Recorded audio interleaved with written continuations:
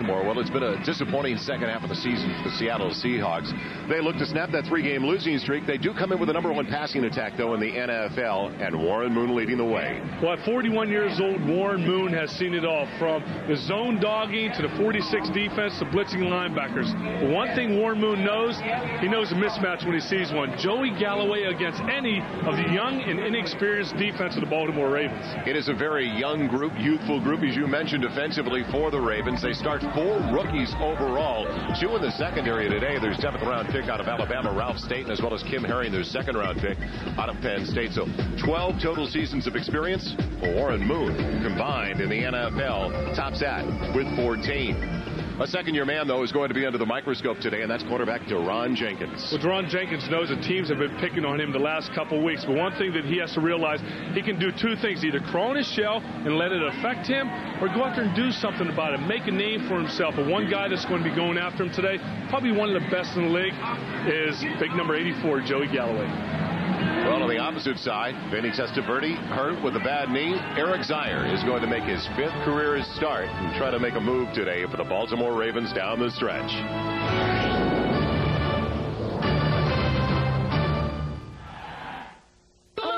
Grease, and welcome back to Baltimore. It's gusting up to 30 miles an hour. Out of the dome, Dennis Erickson and his Seattle Seahawks. Erickson in his 3rd year, and it would appear the 3rd straight season without a spot in the playoffs. 7-9 his first year, 8-8 last year, 6-7 coming in today. And so much speculation surrounding Dennis Erickson with the new ownership, new president of the team, and also the talk of a new general manager who is going to be named at the end of the regular season. Now, will Dennis Erickson be his man? Broussard with a 22-yard average waits back, the man in the middle for the Seattle Seahawks. Matt Stover with a phenomenal year field goal-wise. Did not get an opportunity last week in the 2-point loss, though, at Jacksonville. And we are underway from Baltimore. It'll be Broussard from the 6. And the reverse gives it off. James McKnight. Razzle-dazzle past the 27. The special teams have been a concern, so they try to make something happen on the special teams as Donnie Brady makes the stop.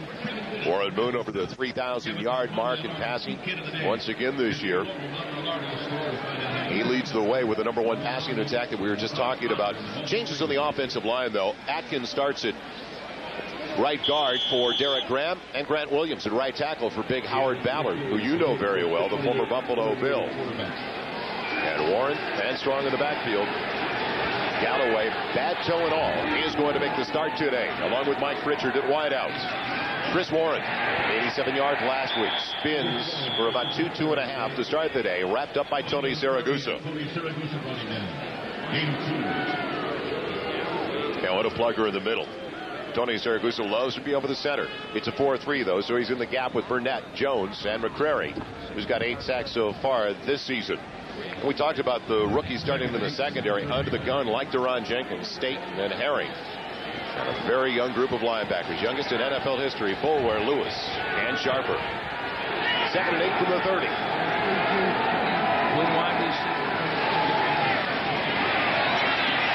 Not much available.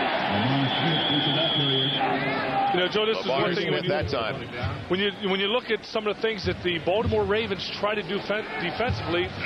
Tony Siragusa says, hey, this is something when I stand in the middle, when I'm in the middle, I'll try to plug it up as much as possible so some of those young linebackers can come in and do their job. They're not sure whether they like the 4-3 defense or they should go to a 52 and put Tony Siragusa over the center. Well, Siragusa and the Ravens, as they mentioned to us yesterday, are going to play a little 2 up front, 5 at the linebacker spot, that 52 you're talking about. And now 3rd and 4. Moon's first pass of the day.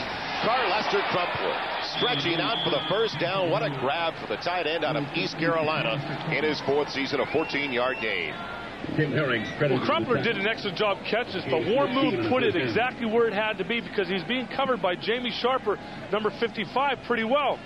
So it's just a matter of Warren putting the ball out there where only one person can catch it, and that's the tight end. Did a good job when he hit the ground, almost lost it. Maintained possession, though, for the reception. First 27 minutes of last week's loss to Atlanta, they did nothing offensively. They were down 17-0. Now first and 10 to the 48. Lamar Smith. Nice move into the secondary. Close to another first down. Pickup of 10 brought down by Brady and Staten in the defensive backfield. And they used that right side of the offensive line with Atkins and Williams starting for Graham and Ballard. One thing that Warren told us yesterday, that they feel that they're going to throw the ball probably more than they're going to run the football during the course of a ball game. But coming out right now, and I think maybe the Ravens knew that, they're not putting the 7 or 8 up to stop the run. They think that Warren Moon's going to throw the football a lot today. You have that first down at the 42 of Baltimore. Smith again. Breaking tackles. So the Seahawks keep it on the ground. Just about 4 on the gain for Lamar Smith. 4th year out of Houston, and didn't see all that much time last week. It was Chris Warren who had a season-high 87 yards. Well, that's one thing that they realize they have to do. Warren Moon knows that all the pressure cannot be put on him and that offensive line. I mean, Howard Ballard out. A few other starters are a little dinged right now. You cannot expect him to sit back in that pocket and have the young guys like Peter Boulware and McCrary, everybody coming after him. 2nd and 6, outside of the 38. Moon belted right away. 19 through Jamie Sharper, the linebacker. He's the rookie second-round pick out of Virginia. And the one that you don't hear as much about with Ray Lewis and Boulware grabbing the headlines. Oh, Ray Lewis, I mean, he leads the NFL with 177 tackles. But this is something that's going to affect the Seattle Seahawks today. When you don't have the experience with an offensive line in there, you have young and inexperienced guys. That's going to happen today. They're going to run more stunts to try to confuse some of those big guys up front. And you never know. This could be a long day for Warren Moon if they get in a passing situation all the time. So now 3rd and 11. Moon out of the shotgun. Defensive back fell down. The Moon off target looking for Joey Galloway. Working on the opposite side. And the D-back did fall down to Ron Jenkins. Well, that was an excellent route by Joey Galloway on the outside. And I'm sure Warren Moon would like to have this one back. He didn't have that much pressure. He had some time, but Joey Galloway comes out, and there's so much cushion out there. All Warren had to do is really get the football out there. I think he rushed it just a little bit too soon. So they stalled at the Ravens 43, and Jermaine Lewis waits back the punt from Ron Stark. Into the wind in a very stiff breeze. Lewis clutches it at the 15. So Baltimore deep in their own territory when we come back with their first series of the afternoon.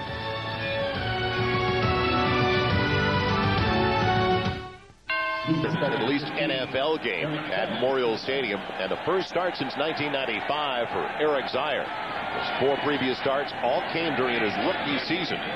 He's a 3rd-round pick out of Georgia, back in the 95 campaign.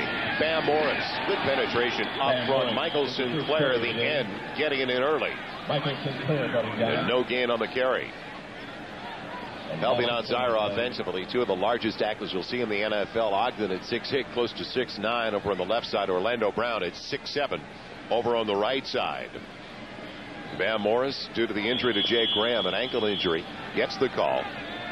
And a 2 tight end formation, max protection with Kinchin in there, as well as Eric Green. So often this year you've seen Jackson in there with Alexander, as well as a 3rd wide receiver, Jermaine Lewis. But Alexander out with James Rowe getting the start as well. And James Rowe getting his 2nd consecutive start. But Winston Moss shaken up on the plane. He's their prime motivator. Oh, he is. I mean, he's the leader of their defense, and they expect him to be in there the majority of the time, trying to get guys, when negative things happen, to try to forget about it and move on, especially when you have some young defensive backs.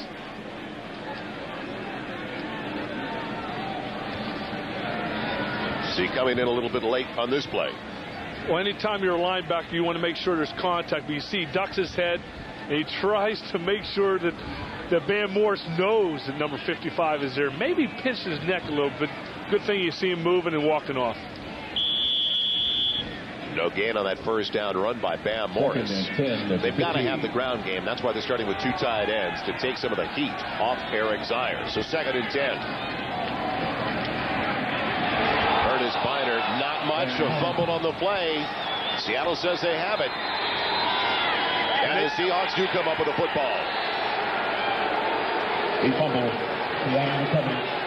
So Ernest Biner's first carry of the day, gobbled up by Dan Salihamua. The one thing they didn't want to do is get put in a situation where they're going to turn the football over, try to take some of the heat off Eric Zeier. Well, Van Morris coming in through here doesn't really have a good grasp on the football as he takes the handoff.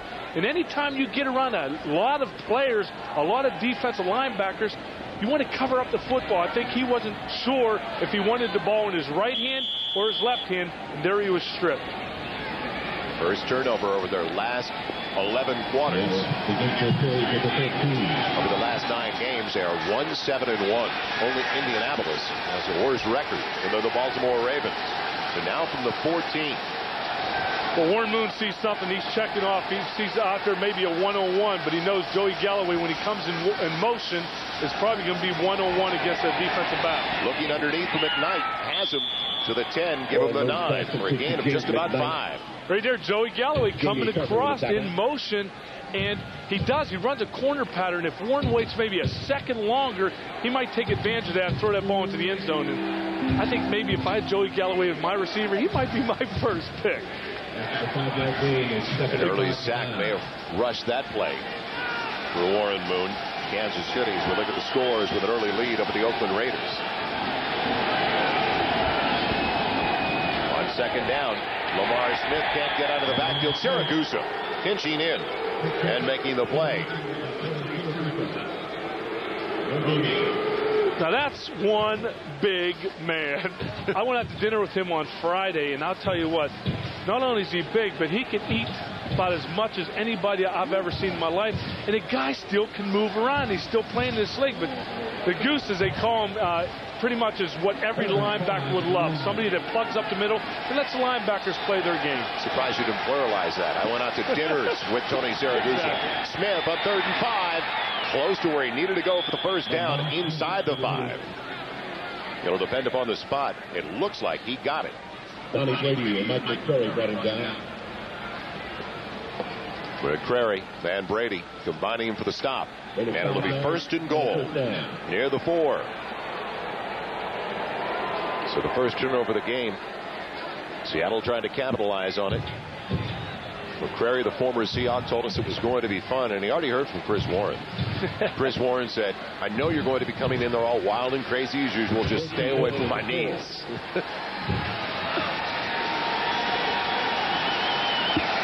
Clock running down. Smith, plenty of room. Touchdown, Seattle. 4-yard score for Lamar Smith.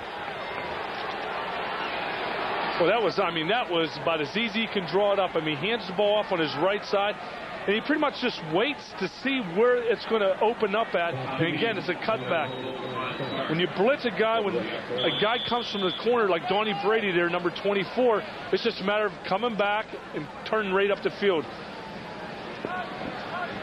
Todd Peterson in with a point after try.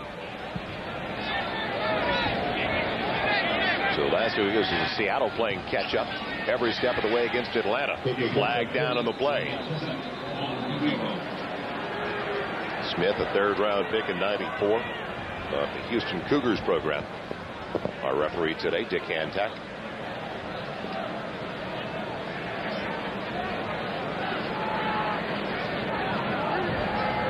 Offside. Defense number 36. Line up in the neutral zone. The penalty will be enforced on the kickoff. The try is good. The call will be assessed on that kickoff against John Williams, and Seattle capitalizes on that Baltimore turnover. Morris coughed it up. Dan Salihamua gobbled it up, and Lamar Smith took it in from 4 yards away, and it's a 7-0 lead for the Seattle Seahawks. Didn't take long on that first turnover of the contest and the first of the last 11 quarters for the Baltimore Ravens. Boy, I love that right there. 4 plays, 14 yards. Anytime an offense only has to go that far, a quarterback just sits back and says, this is what I like. So adjustments needed defensively. As we saw in that first possession for Seattle, moving the ball effectively, plenty of first downs, and that gives you an idea how windy it is, especially towards the open end of the stadium, where Peterson is kicking it now into a very stiff breeze. Singleton back with Lewis. Wanted to knock it down. Nate Singleton from the 18. He got it up to the 29-yard line. Solid field position to start the second drive of the day for the Ravens. Well, follow the NFL online at msnbcsports.com. Go interactive and vote for the player you feel deserves Comeback Player of the Year. Candidates this year, of course, Warren Moon, Andre Rison of the Chiefs, Gary Brown, Neil Smith as well. It's all at msnbcsports.com.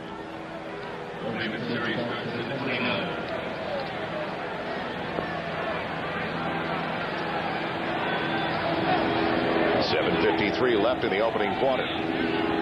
From the 29.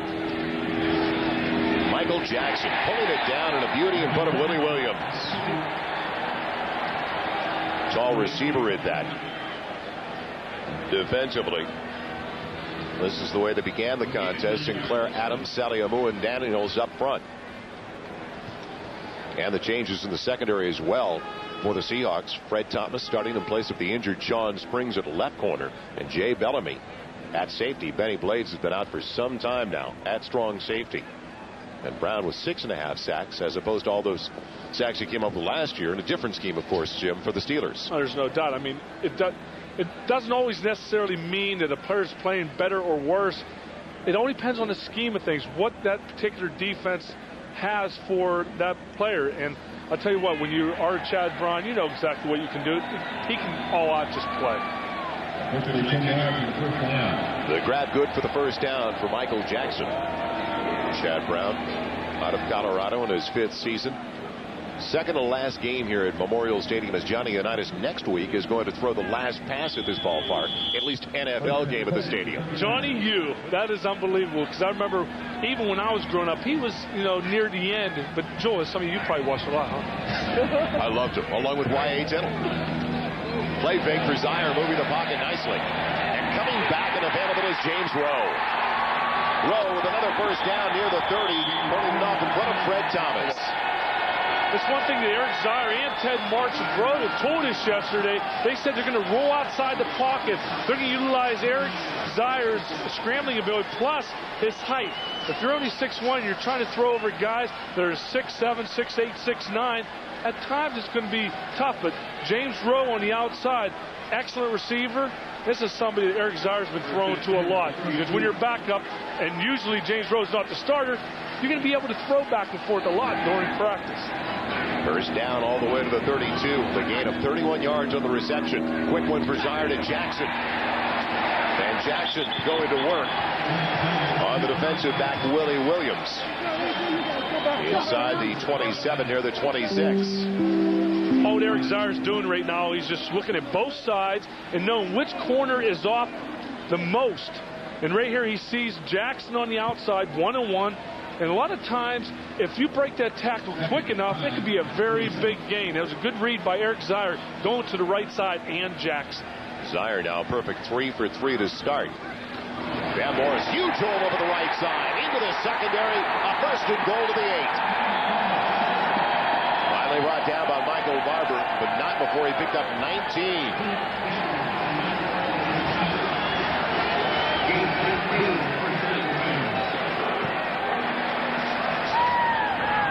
Right here you see, it's just a matter of Orlando Braun getting up and making the block and forcing him outside.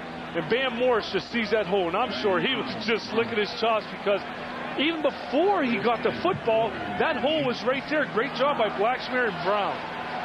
First and goal from the 8. Good kick out block on Chad Brown. Morris angling it back up the middle to the 5. Well, not many gains over 20 yards this year for the running backs for the Baltimore Ravens. They've only got one. They had a 19-yarder right there by Bam Morris. But they don't have that type of back to begin with, a speed back. No, they don't. I think this is something this team's missing. Yeah, you look at Bam Morris and some of the things he's been able to do, Ernest Biner, Jay Graham, but they don't have that featured back. They have a different type of back in every situation, but you need one that can do it all.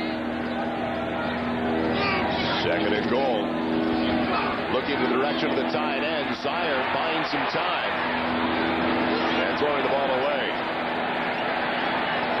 One thing that Eric Zaire did there, he did pull the football down. He to run with it. He tried to find somebody open. And I'm scanning the end zone also, and everybody was covered. One big plus right there for Zaire. He didn't force the ball. He threw it away. Ravens have had problems scoring over the last 7. Only 7 touchdowns, 18 trips inside the red zone, and that's one of the reasons they're averaging only 14 points a game over the last 7. Yeah, anytime you get down the red zone, you want to be able to at least get 3 points on the board, but you want to make sure 60-70% of the time you get the ball in the end zone. Now can they answer that Seattle drive after the turnover on 3rd and goal, looking for the tight end, and through the hands of Eric Green. He knew where he wanted to go very early on that play. Oh, he did. I mean, he saw Eric Green 1-on-1 that time, and Eric Green has to catch that football. There's no excuses right there, and I'm sure Eric's jogging back saying, God, can I get that one back? But as you see, Eric Zaire knows from start to finish right here, he's going to Eric Green. Perfectly thrown ball, little high, but I'll tell you what, majority of the time, Eric Green is going to make that catch. So now Matt Stover did not have an opportunity last week for a field goal. He is 25 of 28 in the season. This is a 23-yard attempt. And he's got it. Just inside the upright. Seahawks thought it was pulled, but a good start. A solid beginning for Eric Zaire, the former Georgia Bulldog. And Eric Zaire, looking at this, is something that he can use for down-the-road purposes, even if he isn't in the plans of the Baltimore Ravens. Vinny Testaverde with the injured knee on the sideline could play if needed today. But a very important start for Eric Zaire. Broussard will take it from the goal line. Good coverage downfield. Had no chance. Excellent coverage by the Baltimore Ravens kickoff team. Priest Holmes, first one down there. So Steve Broussard, who has a 22-yard average coming into the game. Only 10 on that return. And Seattle in a hole back at their own 10. Warren Moon wondering what's going to develop in the offseason for the Seattle Seahawks. Is he in their plans as well? So I don't know. It's an interesting day. I'll put it this way. I enjoy watching Warren Moon play. Just knowing that he's 41 years old and he's still out there making an impact with his team, with the Seattle Seahawks.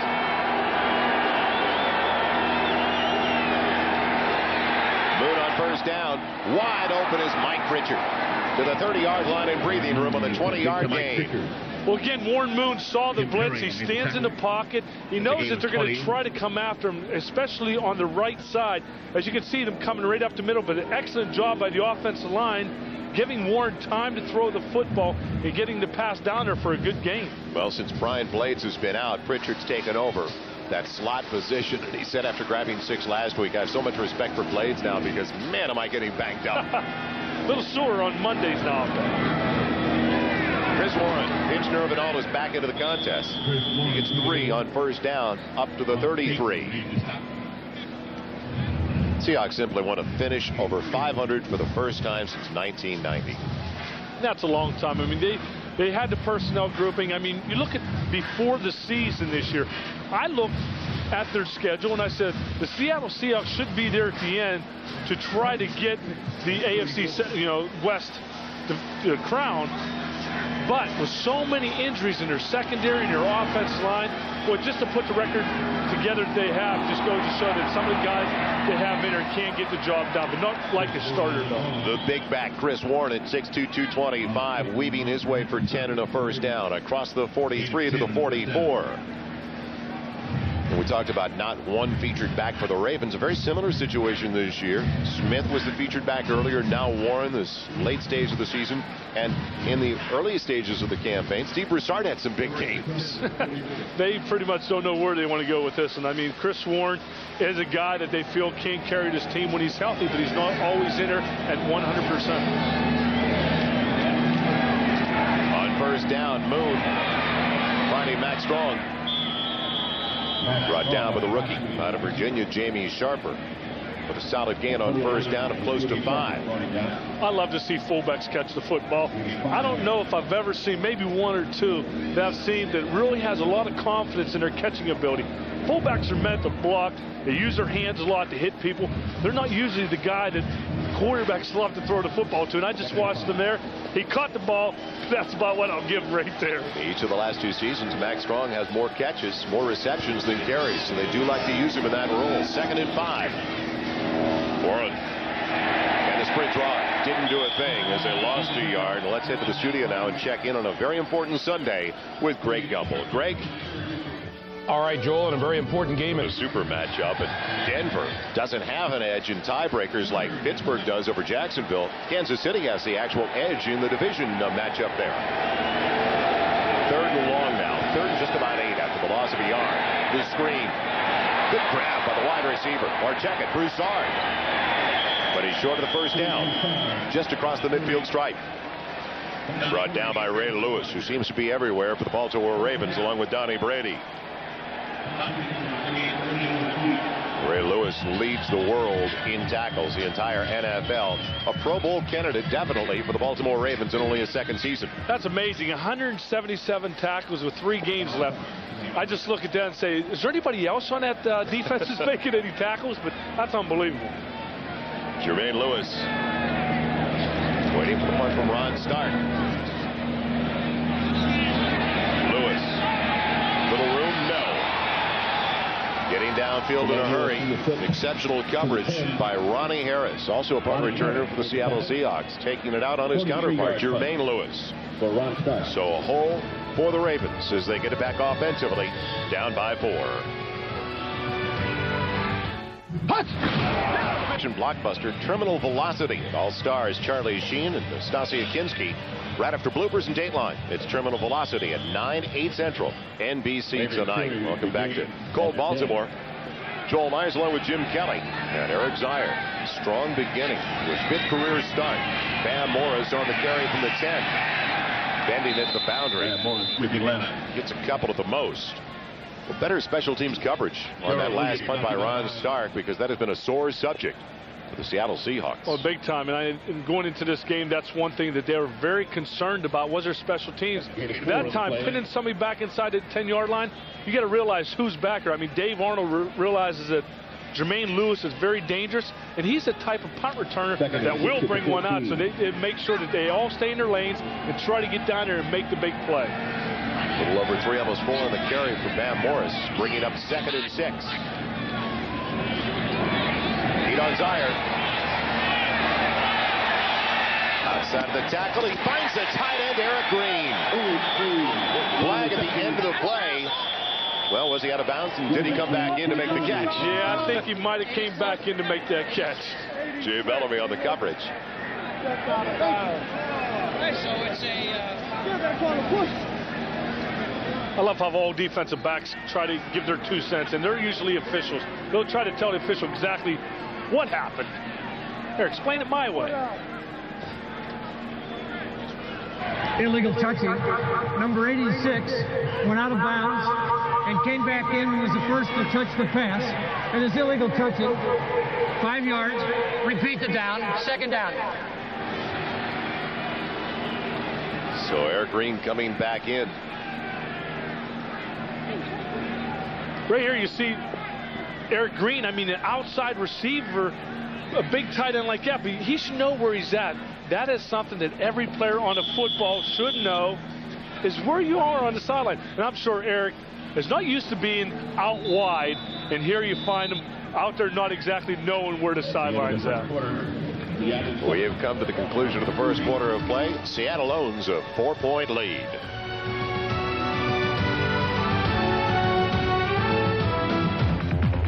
Minutes in the first quarter, but they only have a 4-point lead over the Baltimore Ravens. And welcome back to Memorial Stadium. Joel Myers along with Jim Kelly.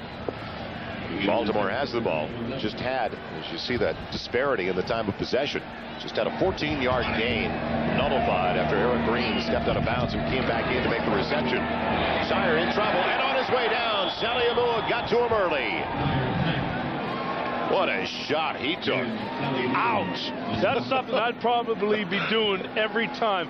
Blitz Eric Zier, make him win it with the outside receivers. He does have some guys out there, but hey, you put the pressure on a young quarterback, bring it to him. And Wells right there puts a lick on Zier. And if you heard me say, ow, I felt it all the way up here.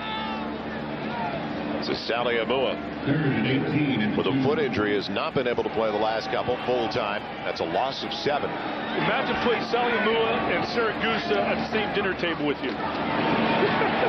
Van Moore is trying to give the punter some breathing room across the 10. Just keep your hands out of the way. You may lose a finger. I don't even know if I'd want to sit down at that dinner table, because you know one thing, there's not going to be any leftovers. Willie Williams and Darrell Williams combining for the stop in the secondary. But now winning the battle of field position, the Seattle Seahawks, because of that sack. Tyree Davis waiting for the Greg Montgomery punt.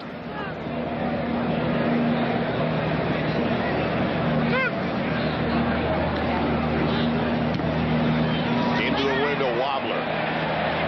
Takes a Raven roll. Not much of one, though. It'll die at the 43. So for the second time over the first 4 possessions, Seattle is going to start with the ball in Baltimore territory.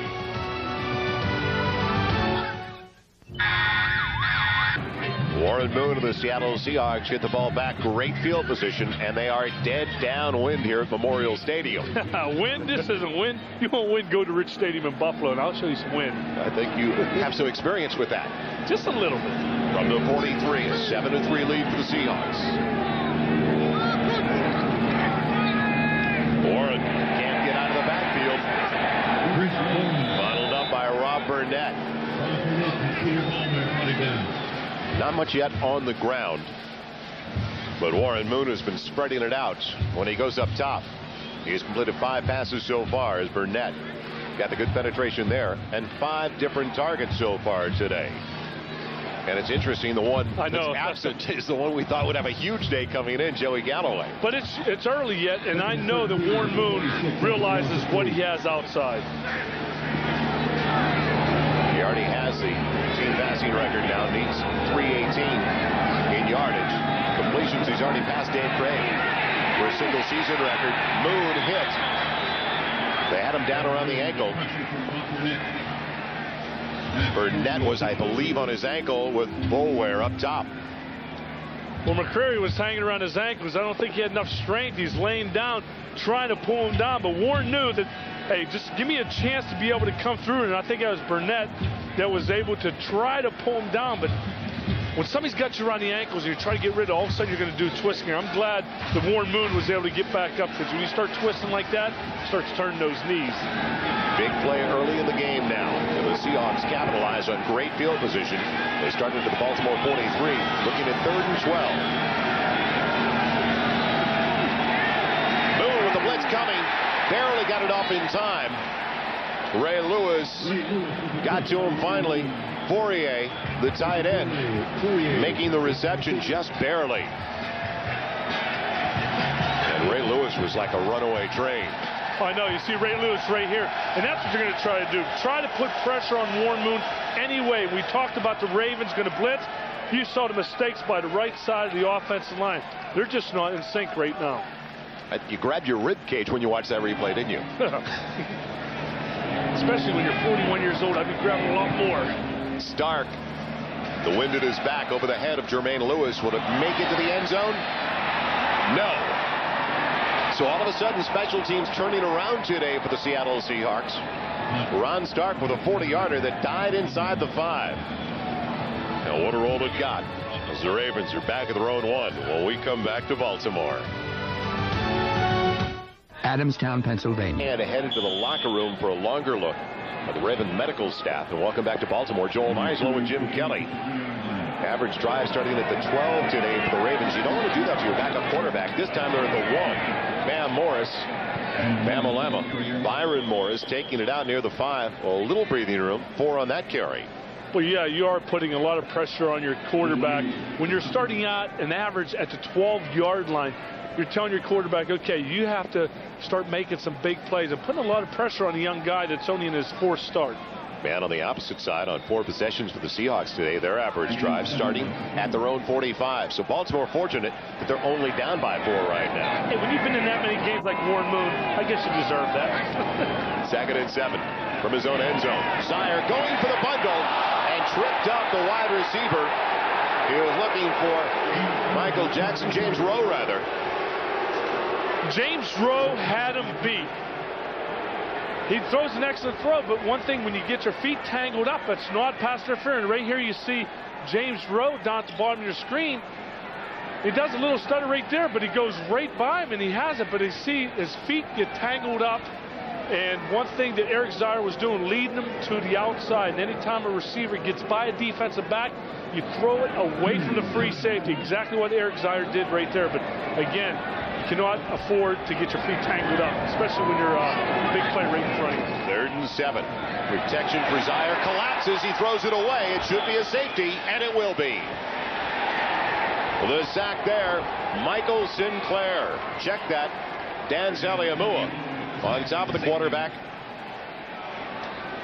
And a couple of more points for the Seattle Seahawks. Well, one thing they might wanted to do there, yeah, you can say it after the fact, is try to get Eric Zier in rhythm. Try to take those 3- and 5-step quick drops.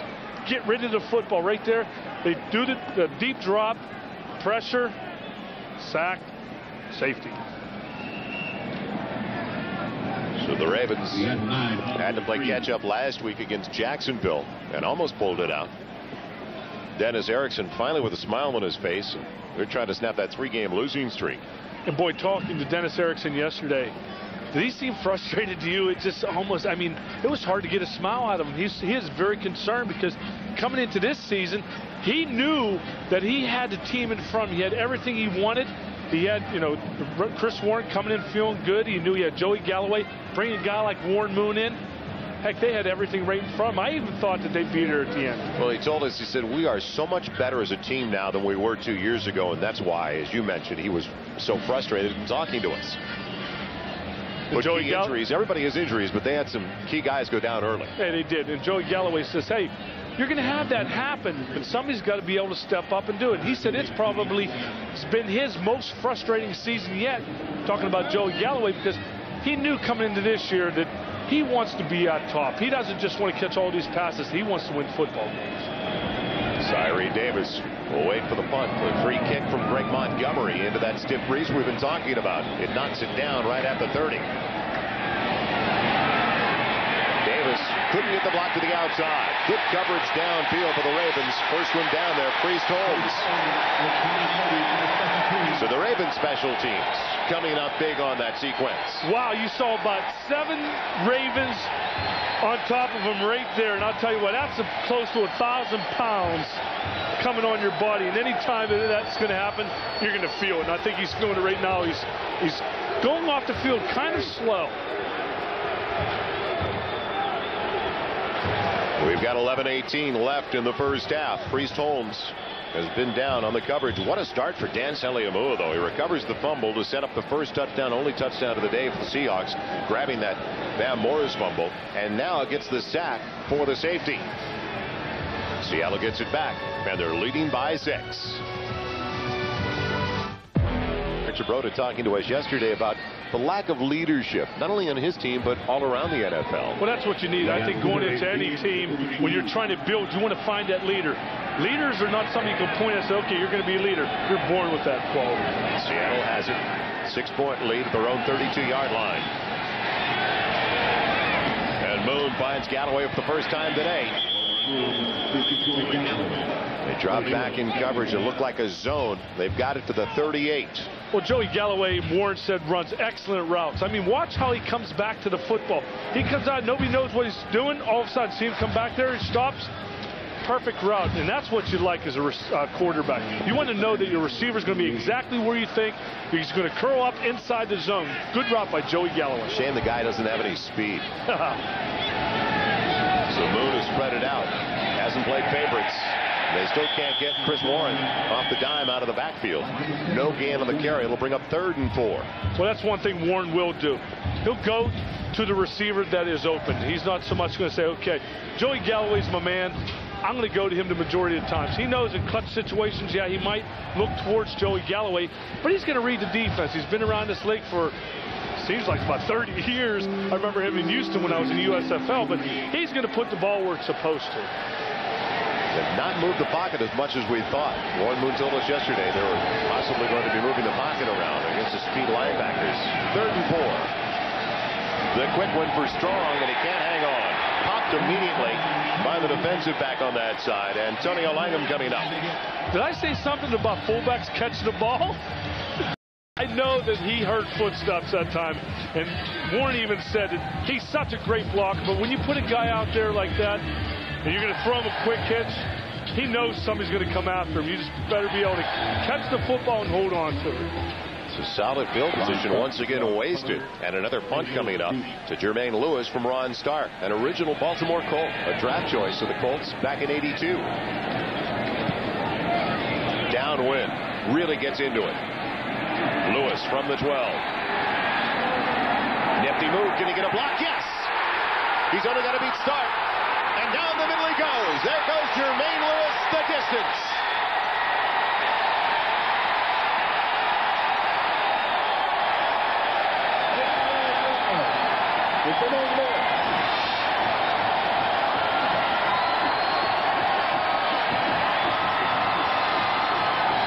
Special teams have killed the Seattle Seahawks for 6 consecutive games. Last week, Byron Hanspard returned a kickoff 93 yards for a score, and now an 89-yard punt for Jermaine Lewis for a touchdown. Well, when you let a guy like Jermaine Lewis get in the open, you let him break 1 or 2 tackles, negative things will happen to you, and that's exactly what happened right there. A couple missed tackles, and Jermaine Lewis is off to the races. He is turning out to be a steal. Second-year wide receiver from Maryland. 5th-round pick last year. As Stover splits the uprights. So for the first time this afternoon, the Ravens with a flag down to the extra point have the lead. We talked about it. Seattle had to take advantage of the great field position, and they didn't.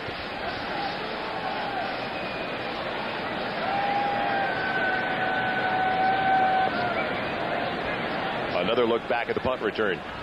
Well, Jermaine Lewis, when he goes back, he's the type of catch ball anywhere. But look, you see 3 guys. Number 94.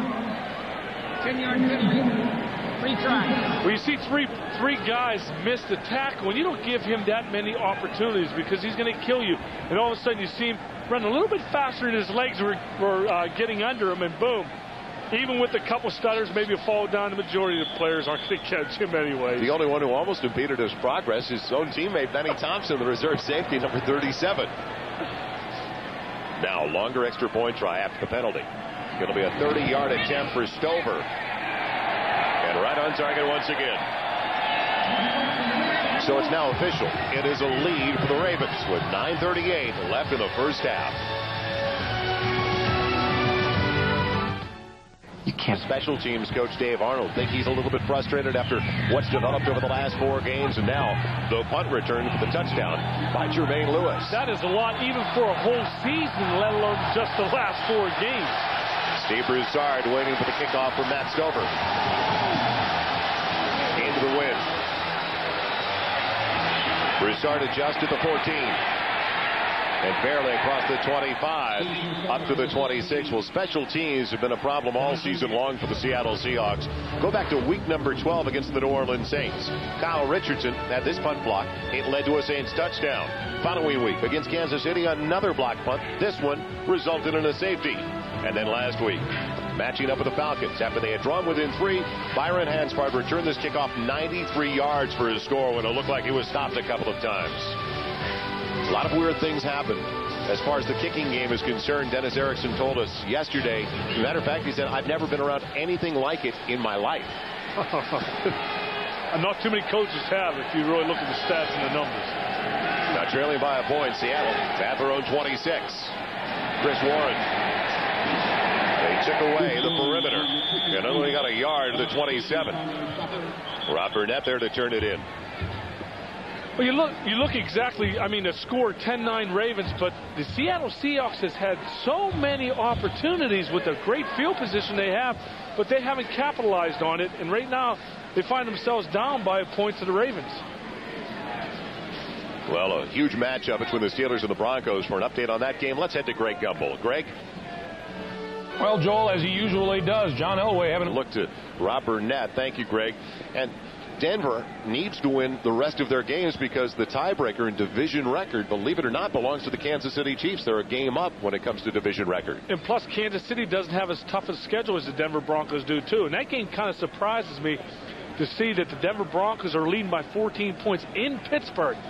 But, hey, Denver Broncos have a team that, even I feel that have no excuses if they don't go to the Super Bowl and win it this year. Everybody feels that way. Just a little pressure on Mike Shanahan. And here's the playoff picture. Denver at 11-2. Pittsburgh, New England. Talk about division leaders, those top three. And then Kansas City, Jacksonville, Miami. Outside looking in, the Jets. And the Jets way outside when you talk about division record, especially division record, and conference record, just like the Tennessee Oilers. Good to see Rob Burnett back up. It's always good to see that. It doesn't matter. Even when you're on the sideline and on the opposing team, when somebody's laying on the field, you just always pray that he's going to get back up. Almost looks like maybe somebody got in the cage and he was poked in his eye a little bit. And how many players nowadays wear that mask? I mean, a lot of players are protecting their eyes more now, especially the line. 2nd and 9 situation coming up for Seattle. Short drop for Moon with flags on the play. Good grab by McKnight. Out near the 35.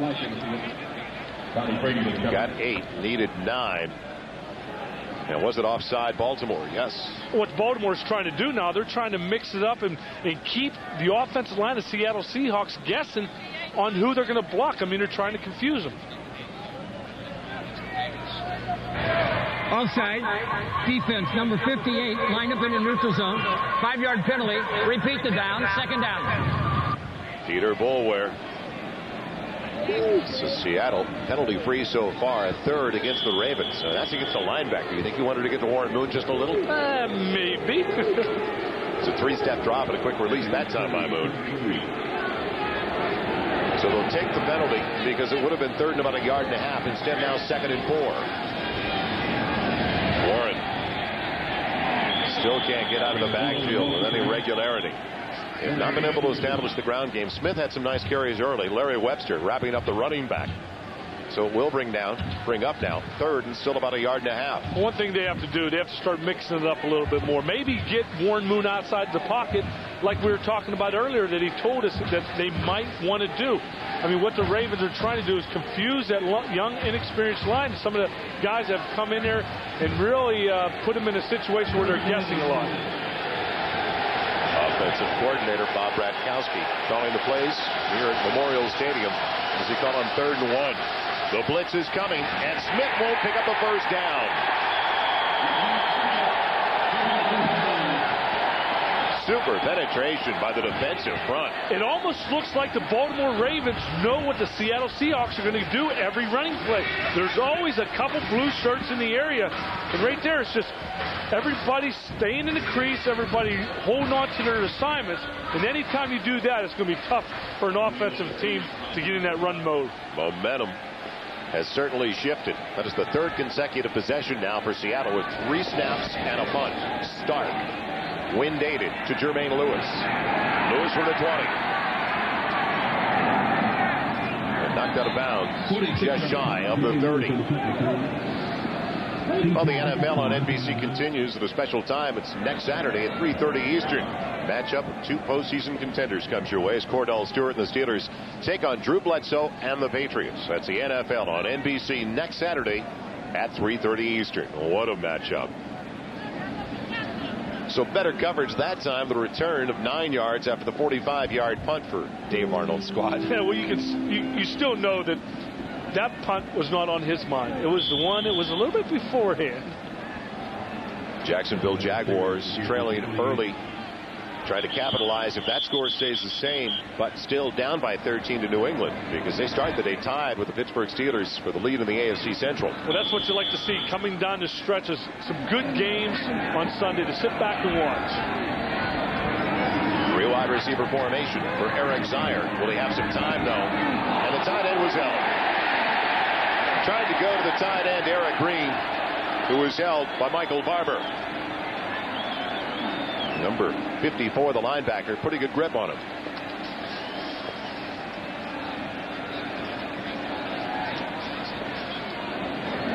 Holding. Defense, number 20, 5 yards. First down. Barber in there for Winston Moss. Winston Moss out for the remainder of the contest, we're told, with a sprained neck. But that's one thing with as a linebacker, you got to be able to have your neck. I mean, most of your hits are with the front of your face mask and, driving through it. That's not a good injury for a linebacker. Automatic first down with a mark off of 5 to the 33.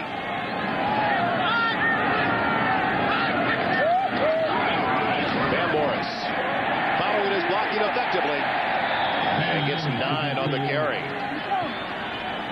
Well, it's actually blocking by the line, especially Wally Williams putting guy on his back, and that's what they have to get going. They have to be able to mix it up, keep the pressure off Eric Zier. I mean, when your young quarterback comes in the game and you're playing against a team that has a Warren Moon, you got to make sure that everybody does their job. And one of the biggest offensive lines in the league, I mean, Jonathan Ogden, 6'9", 325. And as you see there, the biggest offensive line averaging 321 pounds. That's unbelievable. On second and short, they've got the first down, a little bit more, going to Derek Alexander. That's his first grab over the last 3 games. And Derek Alexander, benched last week, thought he'd play. Didn't get into the game, though, as James Rowe came up with 4 catches. Ted Marchibroda did say, though, that he would get him in and really liked his work ethic over the last couple of weeks. He does. He's a very hard worker, and as you saw right there, the fans gave him a big applause because they realize that Derek Alexander is a heck of a receiver. It's good to have 3 good ones. I like it, too. Get back to that story in just a moment on first down. Van Morris looking for the seal. Won't get it, though, and the defensive back, Fred Thomas, took the brunt of that blow. Yeah, Eric Zier told us that, he's dropped a few passes in some of the games recently, and they thought that maybe give James Rowe a chance to go in there and show what he can do. And when you have 3 receivers like Alexander, Jackson, and now Rowe, heck, you bring your 3 wide receiver system in a little bit more, maybe utilize some of that talent. Alexander is an unrestricted free agent at the end of the season. So the big story this week, what kind of message are they sending to Derek Alexander? Second and long, dump ball. Morris with room.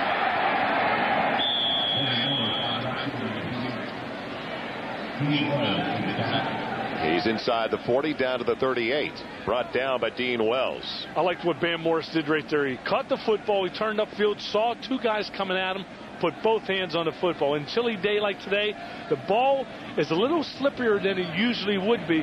Eric Zier just dropping back, reading coverage, knows that everybody is downfield. And as you see right there, Van put both hands on the football. I like that. Not going to make you miss, try to run over you.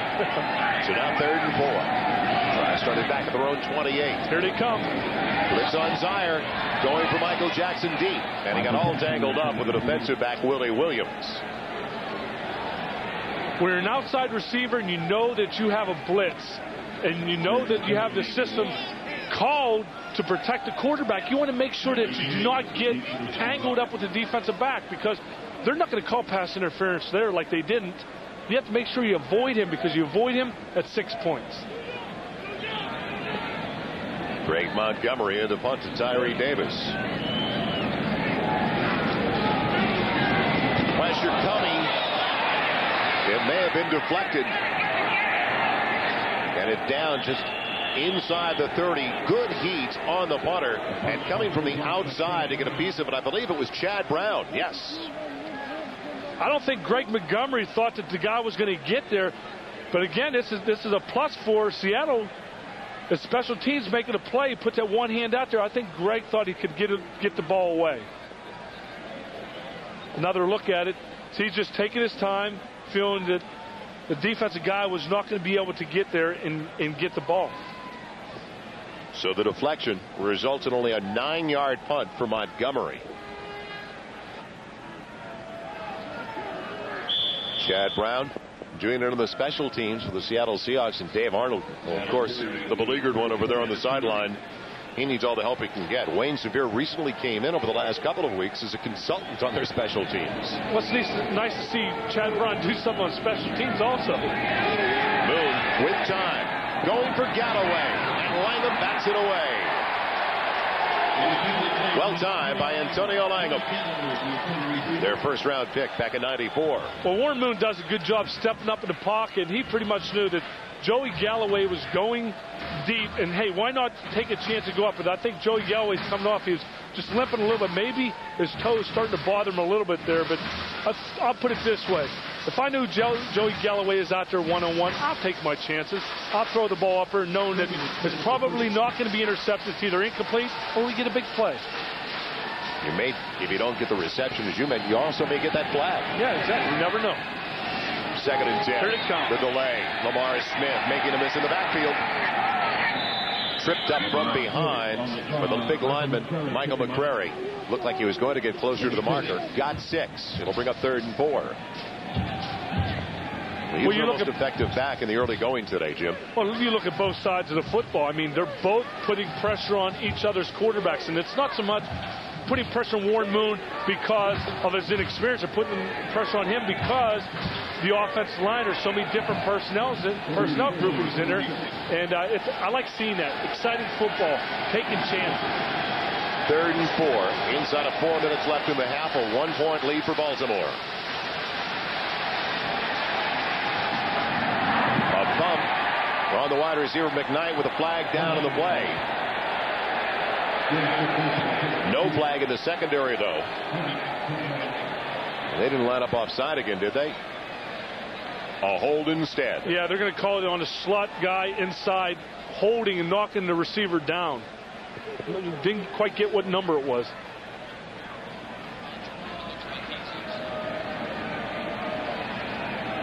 Illegal use of the hands. Defense, number 25. Hands in the face. 5-yard penalty. First down. Deron Jenkins, who's in his 4th career start today. 2nd year out of Tennessee. 2nd-round pick last year. And he knew he was going to be tested coming into this game. And he said, you know, hey, I can either crawl my shell and not do anything about it or try to make a name for myself. He knows that if balls are thrown his way, hey, he has chances to make an interception to make people realize that, hey, I can play this game of football too. Matching up with McKnight right now on the far side. Moon with heat coming. And it's intercepted. Picked off by Jenkins. He gets it right back for the Ravens. Look what I have right here. I mean, you talk, it usually goes the opposite way, but it's nice to see Deron Jenkins make a play. And right there, I think what Warren thought that Jenkins wasn't going to turn around for the football. He had him. He threw a little bit behind him. But it's an excellent job by Jenkins knowing when to turn back to the quarterback and read the defense.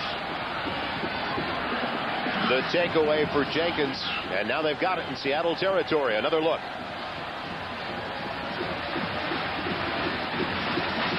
Read it perfectly on Mike Pritchard. Well, Mike Pritchard, I think Warren saw the 2 deep coverage, thought that, hey, I might have Pritchard, but he throws the ball a little bit behind him. You know, he wants to make a big play. I think he more so maybe threw that pass because he knew who was covering him. But Jenkins coming up with a great play. Derek Alexander back onto the field again. Bam Morris out of the backfield. Racked up by Willie Williams, the cornerback. Now can they take advantage of the great field position after they get their first turnover of the afternoon? I like what he told us yesterday when Marvin Lewis, his defensive coordinator, looked back at what happened to Willie Williams when he worked with Willie Williams on the opposite side. For the Seattle Seahawks was with the Pittsburgh Steelers, and they were throwing away from Rod Woodson's side and picking on Willie Williams. He led the AFC with 7 picks that season back in '95.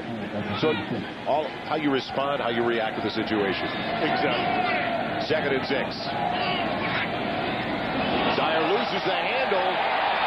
Opportunity for the Seahawks, and Chad Brown's got it. Chad Brown with the touchdown.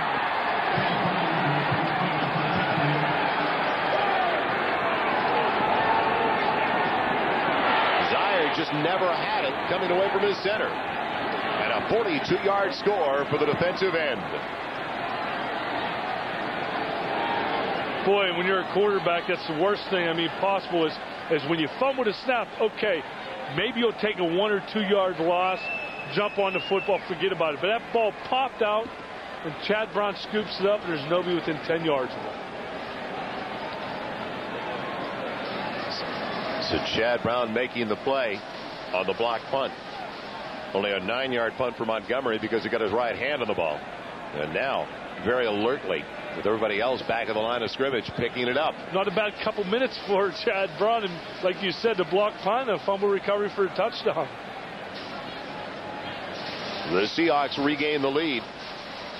Their defensive unit has set up both of their touchdowns, scored one. Then Saliamua recovering the fumble to Bam Morris set it up for Seattle at the 14. We have to have somebody make the plays, and usually when teams like to, and when you close in tighter, this is something that I like to see. I mean, they're going for 2 points here. Warren Moon realized that scores 15-10, and really 2 points will put them 7 ahead. Here's Lamar Smith. Can he get there? Yes. And it is a 7-point advantage now for the Seattle Seahawks. So they come up with 8 on the great play defensively, but they needed that break on the fumble as well.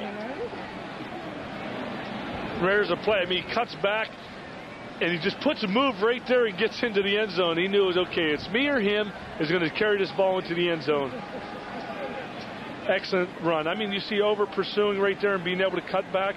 He knows you only need a couple yards to get into the end zone. Excellent move. So from a 10-9 advantage where it looked like Baltimore had all the momentum to Chad Brown making the big play once again after Zaire left it on the ground. Ravens offensive linemen, they weren't even aware of a fumble at the time. I don't think anybody was. The only reason I think Chad Brown knew that the football was out there, he's rushing the passer, and boom, there the football live right in front. Well, they've had that fumble recovery by Dan Saliamua. It was a touchdown run of 4 yards by Lamar Smith as they got the ball to the Baltimore 14, and now that 42-yard return by Chad Brown after he picked up that fumble by Zaire. So 14 coming as a result of takeaways. Now you can make it 15 plus the sack as well. So the defense on top of the situation. The defense created the safety. And now Jermaine Lewis trying to break it again. Doing a pretty good job across the 40. Out across the 42-yard line. A 33-yard return. And what do I got to do, says Dave Arnold. Get out there and put on pads myself? Well, after the game, don't miss the exciting conclusion of the Office Depot Father-Son Challenge. Golf legends Jack Nicklaus, Raymond Floyd, Hale Irwin, Johnny Miller, many others teaming up with their sons for the final day of the action. That's up next, right after our football today on NBC. That's exciting, being able to get out there with your father and play some golf, spend some time with him. I know that I listen to some of the fathers. They don't get a chance to be around them that much. Some of them go down a little earlier, spend some time with them, and that's what it's all about. Good field position for Baltimore. Outside of the 42, Zaire with the double clutch. And Derek Alexander with the grab for a gain of about 4 to the 46. Well, they handled this exchange cleanly on the snap at least. Well, one thing, you look at Eric Zaire right there. He stays under the center just a hair longer. You got to realize he's not, during the course of the season, when you're the backup quarterback, you don't get that many snaps, that many reps with the starting center, and I'm sure that might have been a problem right there. We have reached the 2-minute warning in Baltimore. Seattle capitalizing on turnovers has a 7-point advantage. From the defensive side of the ball, Chad Brown just returned one. A fumble for 42 yards for a score. Dan Saliamua had a sack for a safety, and he also recovered a fumble that set up a touchdown, where they started with the ball at the 14-yard line of Baltimore. Now with a 17-10 lead, Seattle trying to slow down Baltimore with solid field position. On second and just about 7 for the 46. And Eric Zaire's checked it off. He saw them coming up with a blitz, and he knew he had one-on-one in the outside. Good grab by Michael Jackson going down to bring it in at the 43 for a first down. Out of bounds to stop the clock in front of Willie Williams. Pittsburgh drawing within 7 with a score. And Kansas City running away from the Raiders. I thought that they would pretty much go under no-huddles offense right here, knowing how Ted March's brother likes to do that. It was almost, should we do it? But they went out of bounds, so they're probably going to huddle up and continue to go in that style. Jacksonville also finally getting into the board, and a surprise. Philadelphia red hot, especially with Bobby Hoying at home, down by 14 to the New York Giants now. First down for the 43. Zaire with time over the middle. He's got him for a first down, and losing the ball, Ryan Yarborough. Another turnover. Jim Howe coming up with a loose one past the 25, near the 28 for the Seahawks.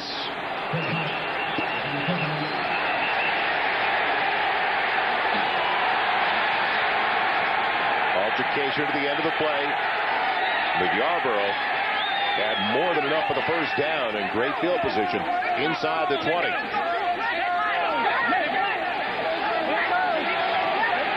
Well, Eric Zier put that ball right there. And you never like to see this get to this point, but you know, hey, they're physical players. Things like this are going to happen. It's just a matter of it not going too far.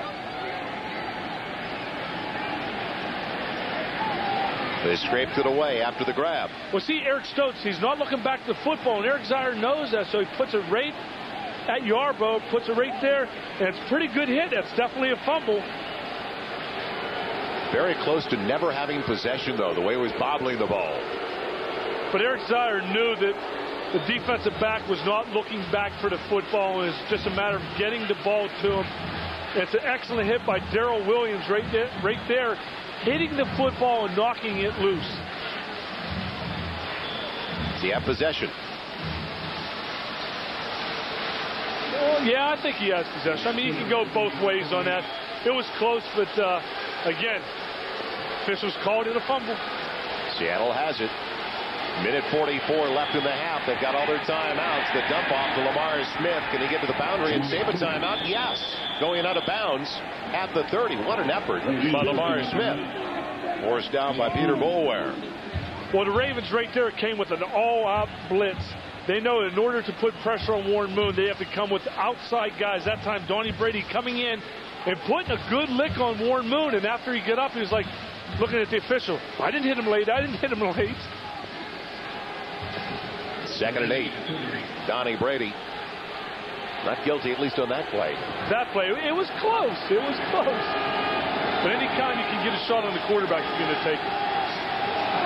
They're running the football because they do have all 3 timeouts, but now they've got a third hefty chunk of change to pick up still. Ray Lewis taking care of the running back. Right here is where I might, as a coach, want to call timeout defensively because you got 3rd down, and if Warren Moon doesn't get to completion, it's 4th down.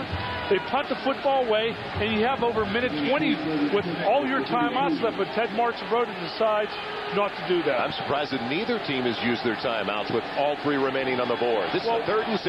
Well, Warren Moon should not do it because if you get a 1st down, maybe, yes, you want to use a 1st down, but not on 3rd down. Pressure from Boulware, and he's got the sack. Now they need to call a timeout.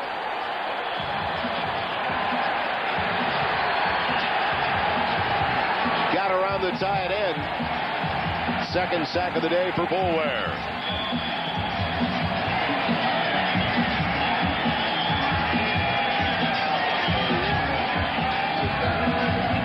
You see Peter Boulware coming on the outside. He just speed brushes. He just goes right by Williams. And I'll tell you what, that's a big guy, but he's got to realize Peter Boulware with his speed is going to try to outbeat you, outrun you around the corner. He had no chance. Baltimore has stopped the clock, so they have 2 timeouts remaining and 51 seconds remaining in the first half, and the focus back on the special teams of the Seattle Seahawks. This is where I was telling you about the timeout before. When you know you have a team 3rd down, you call a timeout, save some, and then boom, if something happens, maybe call another timeout. You still have 1 or 2 left. Right here, they lose about 30, 40 seconds. They have a lot of confidence in Eric Zier in the passing game that they can go down and do that. They were successful last time, but it was the turnover that hurt them. Stark in to punt once again to Jermaine Lewis. Now can Lewis come up with a big play against the Seattle coverage team again.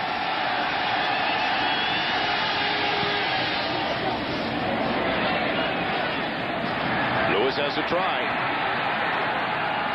But there he goes down the sideline with a block to the 40. He may go the distance again, and he will. Incredible.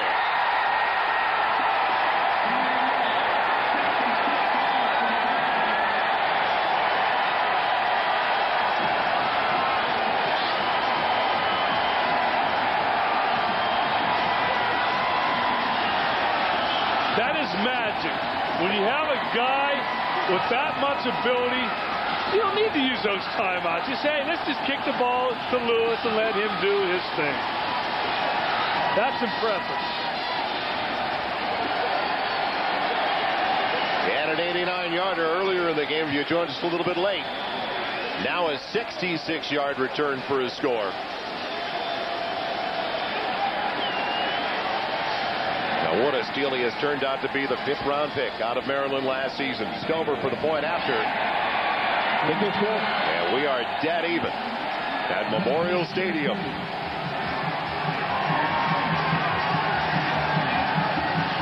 From the end zone, Jim.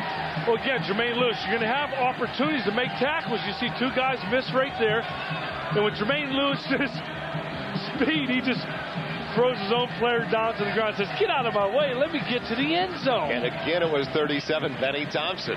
Dave Arnold cannot believe it. Not again. Go ahead, throw the clipboard. You deserve it. Is there no justice in this world? Another look at it. Jermaine Lewis, he has such an eye for openings. And I think the Seattle Seahawks got to realize now is anytime I get an opportunity, look Jermaine Lewis in the torso. Look at his weight. Try not to look at his head as he jukes and bobs because he's going to beat you every time. 155 yards today on punt returns. 2 scores on punt returns. Wow, the 2 scores, that's big. That's what quarterbacks like. I mean, they don't even have to go out on the field, and you get easy scores. You know, I hate to bring this up to you, your former quarterback, but when are the offenses going to come alive? Because neither offensive unit has really done much today. No, they haven't. We said at the beginning that special teams are going to play a big part in this football game. That's exactly what's happening. Steve Broussard waiting for the kickoff from Stover. He's got it from the 14. Good coverage downfield for the Ravens. He's stopped shy of the 20 at the 19. We're coming up at the half. With Domino Pizza NFL on NBC halftime report. Greg Gumbel and company with the scores, highlights from around the league. And what a huge Sunday it is with those matchups. Pittsburgh and Denver, New England and Jacksonville. Some great games to catch up on with Greg Gumbel, Joe Gibbs, Chris Collinsworth, and Sam Weiss in just a minute. The other side of the spectrum. Scott O'Brien, the special teams coach for the Baltimore Ravens. I drew it up that way, didn't I? Jermaine, you tell him. He's going to take all the credit. Good job, Scott. It's a way to draw it up and make sure that Lewis goes exactly where he tells him to run. Now Seattle from the 19. Smith wrapped up around the ankles. McCrary doing a good job. Not a real big guy on the end, Mike McCrary at 6'4", 270, because I asked Ted Marchibroda, with the great linebackers you have, what about maybe going to a 3-4? He basically was letting us know that some of his ends are undersized. Exactly, and that's pretty much the way it is. When you have outside linebackers can rush the passer, maybe you can switch them around, put them to the outside, let them go after the quarterback. A wild beginning. Second to last NFL game at Memorial Stadium. We've seen a little bit of everything, and we're all even at the break, tied at 17. Be right back with the Domino's Pizza on NFL on NBC halftime report after these words from your local station. NBC. Along with Nate Singleton, could he get a third? He's already got 2 punt returns. Could he get a kickoff return now? It'll be Lewis taking it from the 4. So you find a crease, he'll take the sideline.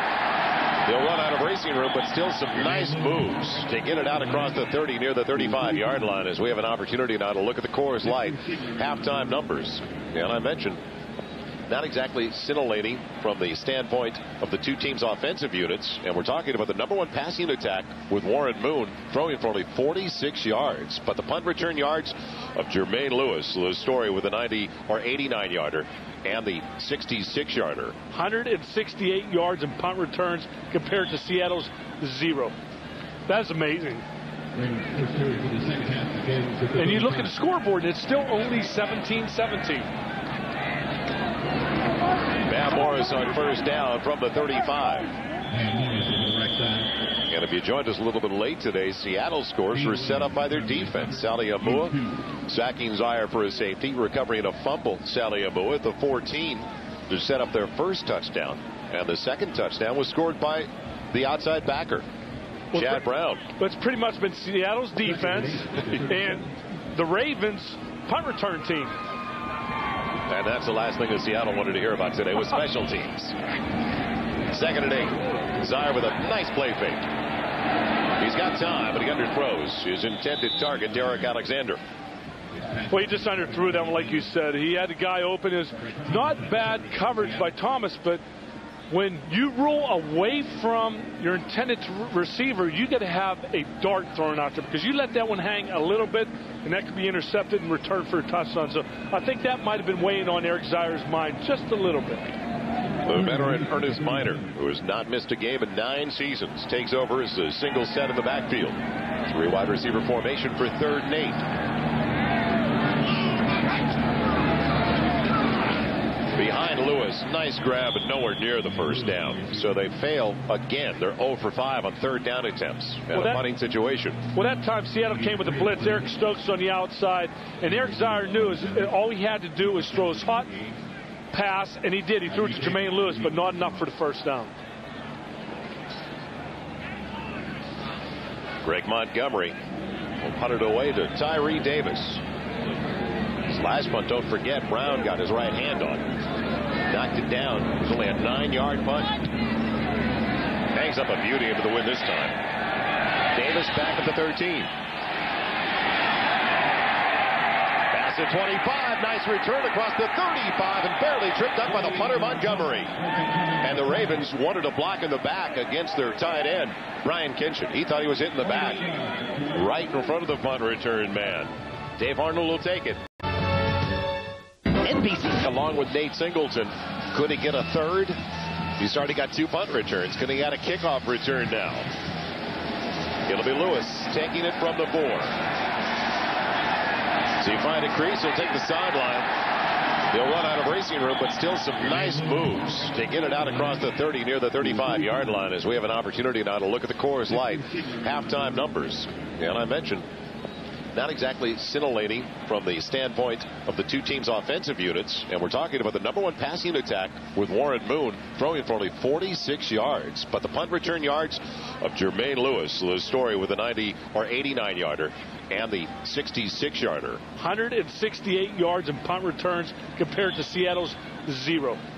That's amazing. And you look at the scoreboard, and it's still only 17-17. Matt Morris on first down from the 35. And if you joined us a little bit late today, Seattle scores were set up by their defense. Sally Amua sacking Zire for a safety, recovering a fumble. Sally Amua at the 14 to set up their first touchdown. And the second touchdown was scored by the outside backer, Chad Brown. But it's pretty much been Seattle's defense and the Ravens' punt return team. And that's the last thing that Seattle wanted to hear about today was special teams. 2nd and 8. Zire with a nice play fake. He's got time, but he underthrows his intended target, Derek Alexander. Well, he just underthrew that one, like you said. He had the guy open. Is not bad coverage by Thomas, but when you roll away from your intended receiver, you got to have a dart thrown out there because you let that one hang a little bit, and that could be intercepted and returned for a touchdown. So I think that might have been weighing on Eric Zire's mind just a little bit. The veteran Ernest Miner, who has not missed a game in 9 seasons, takes over as a single set in the backfield. 3 wide receiver formation for 3rd and 8.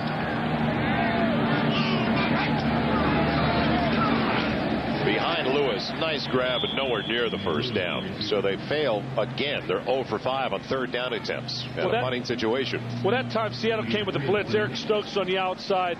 And Eric Zire knew all he had to do was throw his hot pass, and he did. He threw it to Jermaine Lewis, but not enough for the first down. Greg Montgomery will punt it away to Tyree Davis. His last punt, don't forget, Brown got his right hand on. Knocked it down. It was only a 9-yard punt. Hangs up a beauty into the win this time. Davis back at the 13. Pass at 25. Nice return across the 35 and barely tripped up by the punter Montgomery. And the Ravens wanted a block in the back against their tight end, Brian Kinchin. He thought he was hitting the back. Right in front of the punt return man. Dave Arnold will take it. We're tied at 17. Baltimore. Joel Meislow and Jim Kelly, and right now he wishes he was in a dome, partner. Doesn't every quarterback wish they were in a dome, or sunny Florida or sunny Southern California? Good return by Davis of 27 yards to set it up for Seattle with movement on the offensive line. And I bet they're disappointed because right there they had it set up. Joey Galloway was coming around for a reverse. False start. Offense. Number 66 prior to the snap. 5-yard penalty. Still first down. We thought Galloway would have a half dozen catches by now. Little do we know he's not playing favorites at all, is he? Well, look at this. I mean, look at all the receivers with catches. And Warren Moon is definitely spreading it out. They're doing a lot of different things to make sure that everybody, all 8 right there, get their hands on the football. Hey, it is the holiday season, isn't it? Making sure everybody has a gift. But only a 6-yarder for Galloway. Chris Warren belted into the backfield. Knocked down right at the 35, near the 36 by Rob Burnett. I wouldn't be surprised if sometime in the second half you see a reverse to Joey Galloway. Right there, the play before this, it almost looks like they want to find somehow, some way to get the football into number 84's hands. They used it last week. They need the big play now. 2nd and 14 coming up. So I'll leave it at 17. Opening 2+ minutes of the third quarter.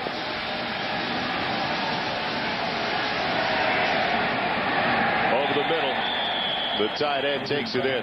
Or check that Max Strong, who looks like a tight end. He's a large one at 240 pounds. Brought down immediately by Deron Jenkins. But McCrary was right in the face of the quarterback. Well, Moon took another shot, and I think that he even told us that the last couple weeks he's been getting up on Mondays, feeling some pain. And any time that that wasn't that bad. I think more than anything, he's just going to have to pull himself up off the ground. But he did say that Mondays, it's taking a little bit longer for him to get over those bumps and bruises that he used to, just, shake off and, hey, that's part of the game. But now he's getting a little older, he's starting to feel him a little bit more. 3rd and 10. He's got time, and he's got a receiver. There goes McKnight. He could go the distance, and he will. Seattle has the lead once again.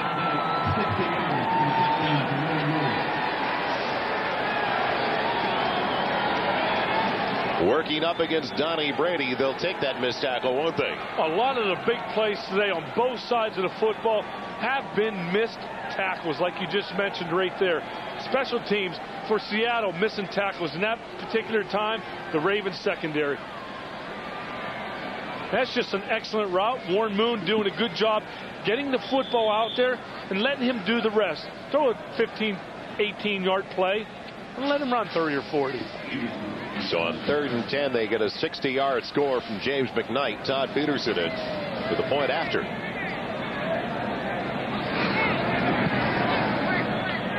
It is a 7-point lead. So Warren Moon spread it around. Finally, somebody has 2 receptions now. It's James McKnight. And the Seahawks have a 7-point lead. Until that missed tackle, and this is while we were away, Marvin Lewis had to be pleased with the play of his defensive unit, but Donnie Brady let McKnight get away on the sideline. Cost his team a 60-yard score. Now, Peterson kicks it away. Well, they kick it away from Jermaine Lewis. Finally. No, they don't. They go right back to Lewis's side from the 2. And Lewis gets another block across the 25 up to the 27. And not only do they kick it to Lewis, but they kick it right down the middle of the field. Why would you do that? I mean, he has an option to go either way. And I remember in Buffalo, they used to have Scott Norwood or Steve Christie kick it to one side of the field or the other to almost pin those guys in and force them to return it on the side that they kick. And you can almost pin them into a corner. It is amazing, though, especially in the punt returns where you can control it as well, that you haven't put them on the sideline. Well, they must have or know something that we don't up here.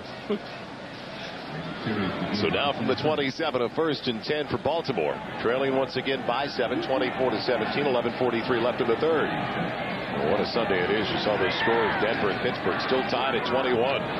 Zaire, the quick one to Derek Alexander. Man, he's got enough for the first down, but there's a flag back at the line of scrimmage. It looks like offside against Seattle. Should be declined after the gain of a little more than 10. I like that. They're putting Eric Zaire back to pass on first down, mixing it up. Even though the game is 24-17 and close. They're letting him play his type of game. Offside.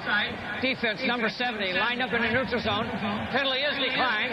Result of the play, first down. We asked Eric Zier yesterday, and the penalty against Michael Sinclair, is he going to have problems because he's only about 6'1", and what about the out routes over 6'8" Jonathan Ogden, 6'7" Brown on the other side, Orlando Brown. He said, hey, Georgia had a 6'9" offensive lineman. I'll find a lane. Well, number one, when you throw it to the outside, you're usually it's timing patterns. You 7-step drop, you're in your deep, come back to the quick curls. They move the pocket. And a wide of Derek Alexander, who's looking for the wide receiver. Up against Fred Thomas. Well, that was excellent cover by Fred Thomas. I mean, you try to get Eric Zier outside the pocket, and he has a run-pass option. But that time was excellent coverage by Thomas. Season's greetings between those two at the end of the play, you could tell. Still talking. Up tight, close, and personal. And here's a chilly one in Baltimore. You've got to keep moving around to stay warm this afternoon. Even you, Joel, right up here in this beautiful booth, feeling that breeze, being from California. It is a treat, though, to be in the Memorial Stadium for the second to last NFL game here. Zier on second and long. Gets it across the 40. Positive yardage of about 3 before he's taken down by Michael Sinclair. Well, Sinclair, you wonder when he's going to get into the rhythm as far as getting the sacks. I mean, he's second in the AFC with 9 sacks. But right there you see his mouthpiece coming out. He's drooling. He wants to get to Eric Zier somehow, some way. And you know, every time a quarterback is hit by a defensive lineman, the first thing they do after they tackle, they look and see if he went across the line of scrimmage. Is it a sack? No, not this time, Michael. Maybe next time. They're trying to convert for the first time, the Ravens, on third down today. 0 for 5 so far. Zier going for the bundle. He's got Jackson. He can't hang on. A little bit too much on it near the 25. That beaten Williams. The safety coming over to help out Willie Williams. That's Darrell Williams. I'll put it this way.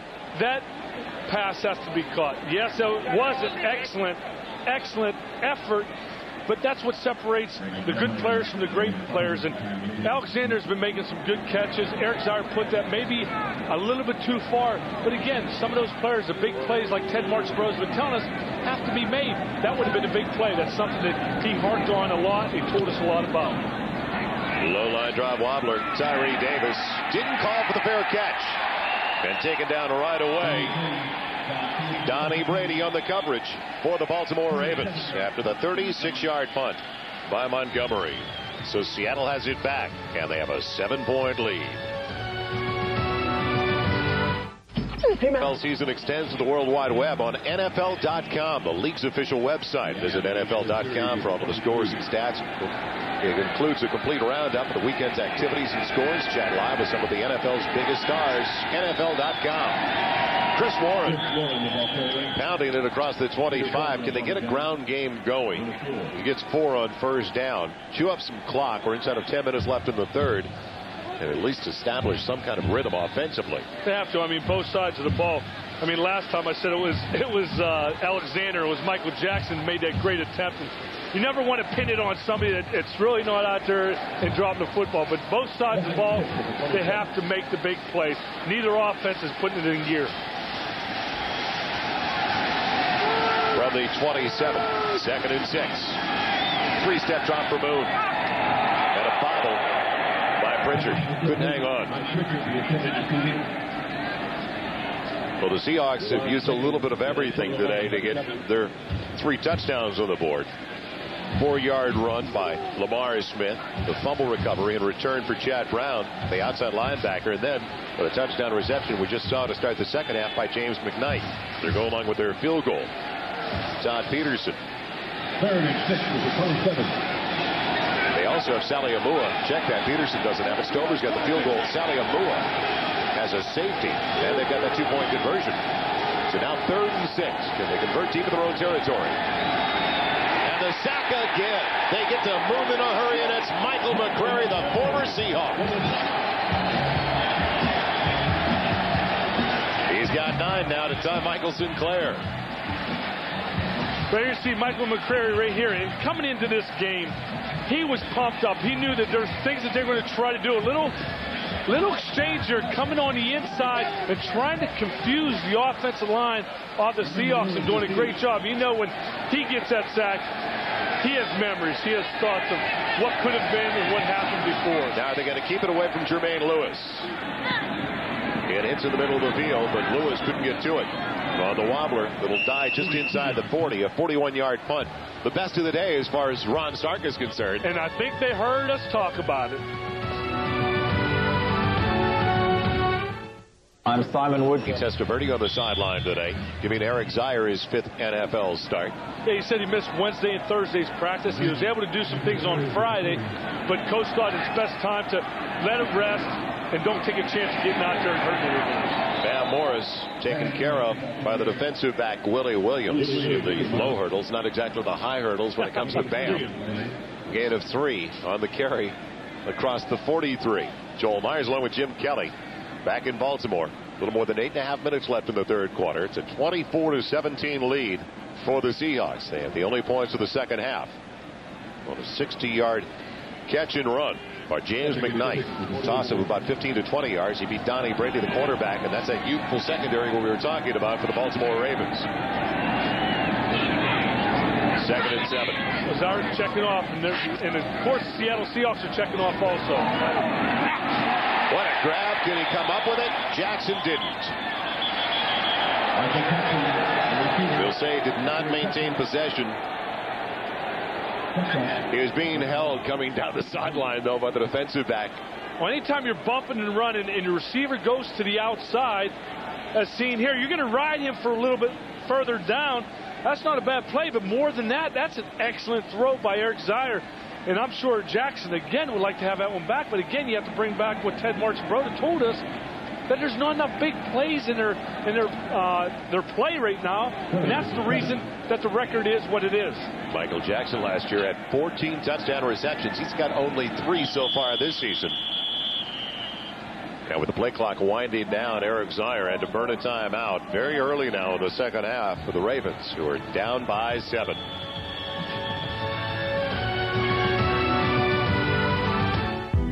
What did they come up with on 3rd and 7? Baltimore is yet to convert a 3rd down so far today. 8:08 left in the 3rd. Good field position to the 43. And movement on the offensive line. Eric Green, the tight end, lifted up. Looked like even one more for Baltimore. Well, you can't win football games if you don't convert on 3rd down. And if they don't start doing it quickly, they're going to start. Offense, number 86, prior to the snap. 5-yard penalty. Still 3rd down. A couple of mental mistakes today by Eric Green, especially with that one in the first half with the foot out of bounds. Yeah, there's a couple things that have happened. But, you know, Joel, to get back to 3rd down, I know that's one very important stat because what it does, it almost tells you where you're going to be on the field position. So now 3rd and 12. They need to protect their quarterback. They do that efficiently. And Michael Jackson has the first down. And that was a long out across the field for Eric Zier. 15 yards, and it traveled about 25 to 30. Working against the quarterback, Willie Williams. Where Alexander Williams should know where the first down marker is, and he's thinking he's going deep enough. But a lot of times, if a receiver goes past that 10, 15, at least 15 yards, automatically the defensive back thinks he's going deep. So that was an excellent route by Jackson, being able to come back and stay beyond the first down marker, and an excellent throw by Zier. First conversion on a 3rd down. On their 7th attempt today. Bam Morris. Good knifing move. Outside of his tackle inside the 40 down to the 39. Jay Bellamy tripped him up. Gain of just about 7. Jay Bellamy tripping him up in the secondary. Well, he tried to do, he's just leaning on his offensive line, trying to find a little crease between Brown and Blackshear. I mean, both of those guys, 1-350, 1-325. There's not much room for a crease with those two big guys. A little seam. Capitalized. They give him 8. Make it 2nd and 2. Morris again. Big hole. He's got the first down. To the 35. So all of a sudden the ground game starting to pick up as well inside of 7 minutes left in the third for the Ravens. And all of a sudden you might see the Seattle Seahawks make a little adjustment, bring down the safety, whether it's a free safety or a strong safety, bring somebody down and make sure that they're a part of the front six, front seven to make it almost like an 8-man front. Offensive unit has not scored a touchdown today for the Baltimore Ravens. Their 2 touchdowns have come on punt returns by Jermaine Lewis. Now the end around, Derek Alexander. No blocking out in front, and nothing doing. Good pursuit. Bellamy was over there. He stayed at home. So many of the Seahawks did the same. And we talked about 7 up front, and that's exactly what happened. I mean, you had 7 or 8 up in the box. They were waiting for a run, but you can see right there forward, there's 7, 8 in the box right there. And as long as everybody on the Seattle Seahawks left side stays at home, big plays like a reverse won't happen. It won't be effective. Defensive coordinator Greg McMacken appreciating that last sequence. 2nd and 10. Zier on the quick one. It's Green. Can he get away from the D-back? Still battling. And finally, after he got away from Bellamy, brought down by the linebacker Barber. What an effort by Eric Green, though, trying to pick up the first down. He got 6, though, on the reception. And I think he's kind of mad that he let the little defensive back slow him down, and then all of a sudden a linebacker pulls him down. But Eric Green making a good play, and I'm sure once he looked to the sidelines, he knew that he didn't have the first down. Been a tough day for Eric Zier on 3rd downs. They've only converted 1 so far, 1 of 7. He is 3 of 6 passing on 3rd downs. This is the 8th play of the drive that started at their own 40. Can they take advantage of the great drive? Field position. And Zier has to use another timeout. That's his 2nd that he has used on this possession. And what happened there, Joel, was he wanted to change the play. He was getting ready to, and he looked up the 25-second clock, and it was down to 3 seconds. So he had no other choice than to call the timeout instead of trying to get a play in as quick as possible and make that mistake. Now, Jim, what do you want to do? You're looking at 3rd and short. You bring Ernest Biner in, who's a great receiver in the flat. What do you want to do offensively first if you're Baltimore? Right now, you just want to put your wide receivers, bring 3 wide in, get Eric Green, or maybe run Eric Green on a little looky or a little choice pattern. Make sure he's 2 to 3 yards past the first down marker, or look to the outside guys, because you have Alexander, you have Jackson. Run a couple quick slants. I mean, you look to the slants first. If it's not there, you know you have Eric Green with a choice route over the middle. Now, what about Dennis Erickson bringing a little heat on Eric Zier, the inexperienced quarterback? Well, a lot of times what they'll try to do is make you think that they're going to blitz, force you to audible, and then all of a sudden the defense audibles out of their blitz and puts you in a passing situation that you don't want to be in. Can they convert now on 3rd and 4 from the 29 of the Seahawks?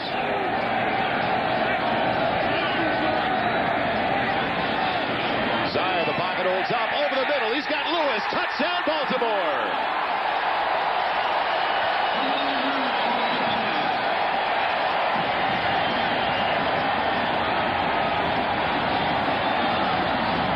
And you know Eric Zier went over there for a reason, to talk to Don Struck, the quarterback coach, and Ted Marchibroda.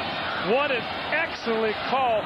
Anytime you're outside 1-on-1 and you got Jermaine Lewis, hey, you just tell him to run right by the guy. And Jermaine Lewis told us yesterday that he's the type of player that, hey, he feels at times just like on the other side, Galloway, you can run right by somebody.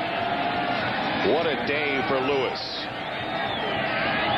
Working against the rookie from Nebraska. Stokes took him to school. Stover splits the uprights. And we are all even once again at Memorial Stadium. Another look at that score. Well, right here you see Jermaine Lewis in the slot, and you see the 2 guys in the back, and you know if they're going to blitz, it has to be 1-on-1. It's just a matter of Jermaine Lewis putting a little stick move on right there. And you know Eric Zier has to be happy. Finally, things are starting to turn around. He's on the ground. And anytime you're on the ground, you want to be able to get up and feel good about that hit. His first start since 1995. And he finally comes through with the first offensive touchdown of the day. This is Vinny Testaverde. He wanted to play today. In fact, he wanted to play if he could get in the second half. But the last 7 games, drastic drop-off for Vinny Testaverde and the entire offense. Yeah, the offense hasn't been doing real well. And you always can't pinpoint the quarterback, just like Ted told us, and say, this is the reason. Sometimes that's to do with the defense not giving you the field position you would like, but you have to make big plays. And I know we've said it a couple times that the Ravens just don't have that anymore in their system. Right there, they need to get that. They need the consistency to be able to pull through. And so many games coming down to the end that they weren't able to pull out in the closing second. We talked about at the top of the telecast, even if Zaire is not in the plans, the master plans of the Baltimore Ravens, maybe he'll impress another coach out there in the NFL. Opportunity. Stover kicks it away.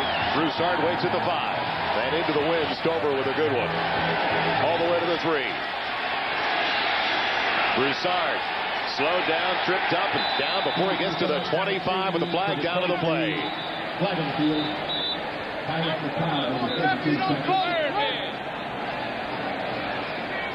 Yeah, will it be a face mask call?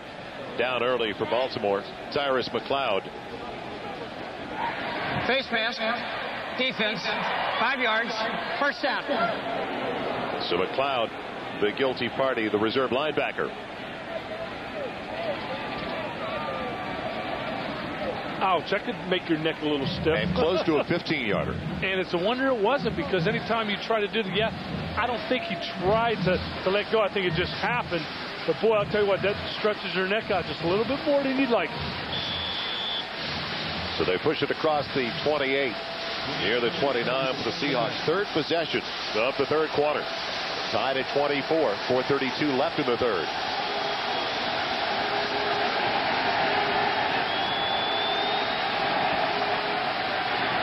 Moon with time, and a wide open Mike Pritchard. Out to the 45, where he's bumped down by Kim Herring. He was available for 16. It was an excellent move by Warren Moon, calling this play and stepping up in the pocket. But right here, the receiver has to be able to curl inside, and perfect timing right there. 2 deep zone, the way it was let go by Langham into the middle of the field. Exactly. Pritchard, the veteran, 50-plus catches this year for the first time since he was an Atlanta Falcon. 7th-year man out of Colorado. Moon checking off right here also. Sees 1-on-1 on the outside. Movement on the left side of the offensive line for the Seahawks will cost them 5, Jim. Well, anytime you change the play, something like this could happen. Start. Offense prior to the snap. Number 87. 5-yard penalty. Still first down. Lester Crumpler, the tight end. I'll put it this way. One thing that Warren Moon doesn't have to worry about is crowd noise. I think everybody's a little chilly. They're sitting down. And I don't think they want to rub those hands together or move too much, which they probably should be doing. But Warren Moon has the luxury of probably audible when he wants. Second to last NFL game here at Memorial Stadium. And it's 1st and 15 to the 40. Chris Warren. Lateral pursuit. And Peter Bulwer did a great job of forcing it out to the boundary. Didn't finish the play, but slowed him down early. Well, Warren Moon has tried to capitalize, working against a very young secondary. The ground game has not been there at all. Well, Chris Warren tried to run up inside, and Tony Siragusa was in the game. Now he comes off, but he has a big club on his right hand. And anytime you try to run up the middle, usually with a guy like Siragusa in the middle, you're usually going to have to bounce it outside. 11 carries for only 24 yards now for Chris Warren. 2nd and 15. Will they get it off in time? Just barely. Peets put the screen for Warren. Donnie Brady wraps him up in a hurry. Outstanding effort by the cornerback. Another youngster we were talking about at the top of the telecast, 2nd year out of Wisconsin.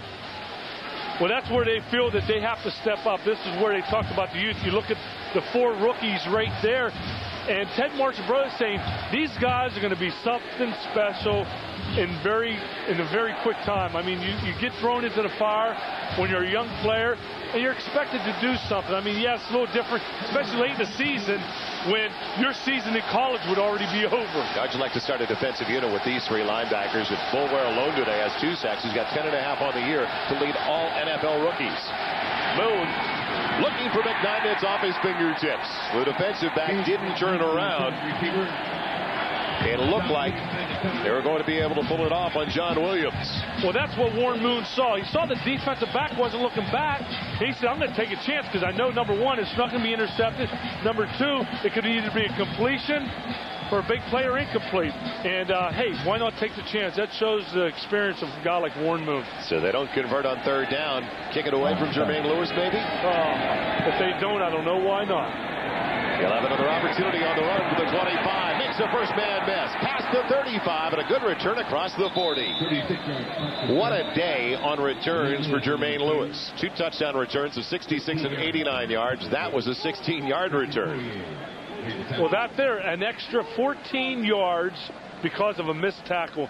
Maybe Seattle should think about practicing some tackling drills in Seattle. I mean, it's warm. You don't have to worry about that.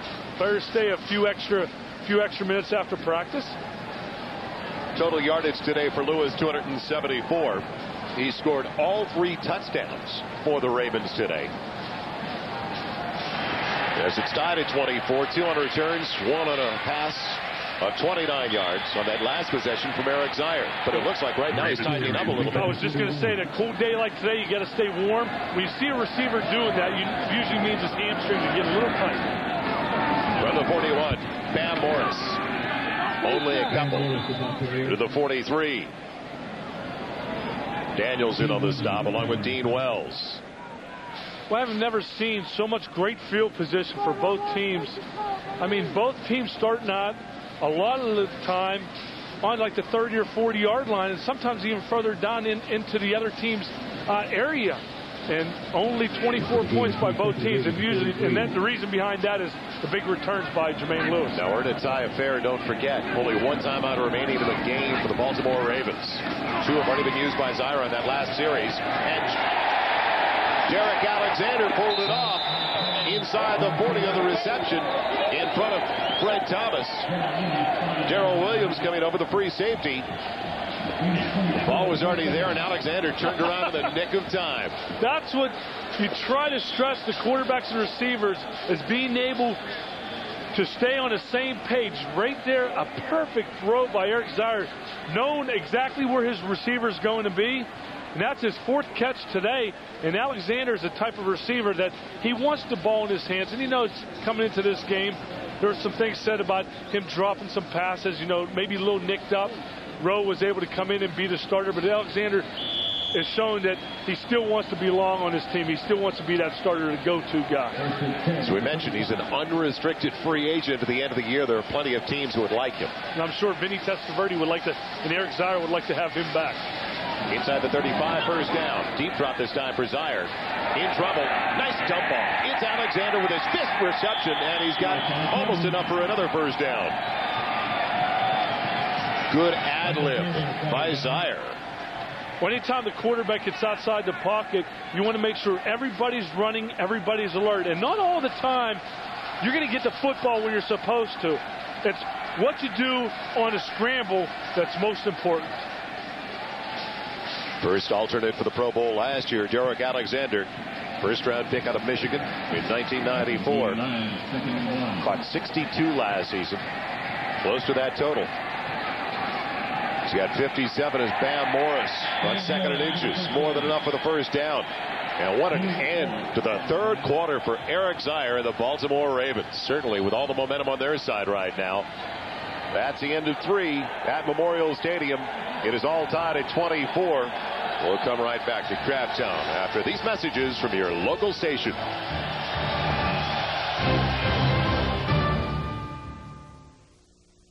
Dateline. It's now even after 3. Joel Myers along with Jim Kelly. We start the 4th quarter. Ageless Warren Moon trying to get the football back, but right now the hot quarterback is Eric Zier of the Baltimore Ravens. He's got a first down to the 22. And he's got pressure in his face, and he's on his way down. The sack for Matt LaBounty. fifth-year man out of Oregon. And that's a huge sack and a loss outside of the 26, 27-yard line. That's one thing I was going to say. If they do decide to go ahead and drop back and throw the football, do not take a sack because you're putting yourself further back and getting out of field goal range. Make sure there's positive things that are happening. Take your 3, take your 5-step drop, get rid of the football, because one thing, when it's 24-24, you want to at least be able to come out of this with 3 points. 2nd and 15 situation now. 193 yards so far for Zaire on 14 completions. He's starting to hook up regularly with Derek Alexander. Over the middle, looking for Green, and it hits the back of the linebacker, Dean Wells. So had to cover it. We had him beat him. Underthrow, wasn't it, partner? Yeah, he had him beat. One thing Zaire has to do is follow through. And he put a little bit too much air under that football right there. It's like a little hit and go, but I think Eric tried to pull back just a little bit.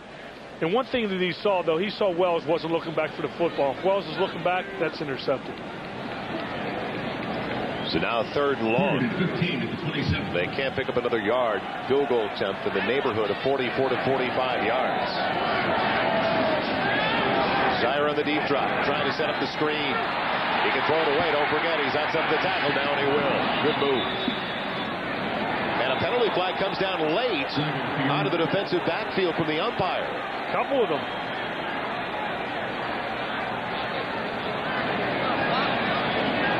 Don't forget a defensive hold. Automatic first down. Illegal man downfield on the attempted screen. You take the penalty, though, you may knock him out of field goal range. Yeah, what happened here is he threw the ball away, but the offensive line were already past the line of scrimmage. See if that'll be the call.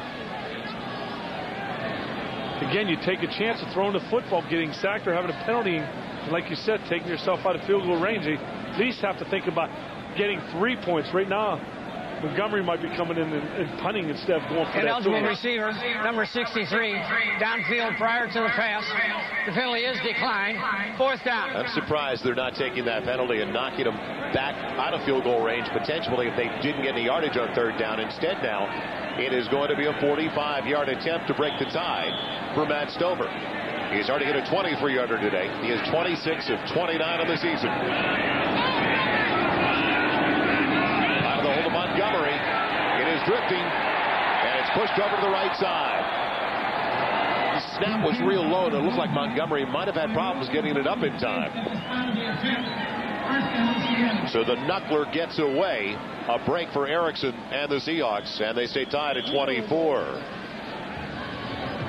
Warren Moon of the offensive unit back onto the field with 14:15 left in the contest.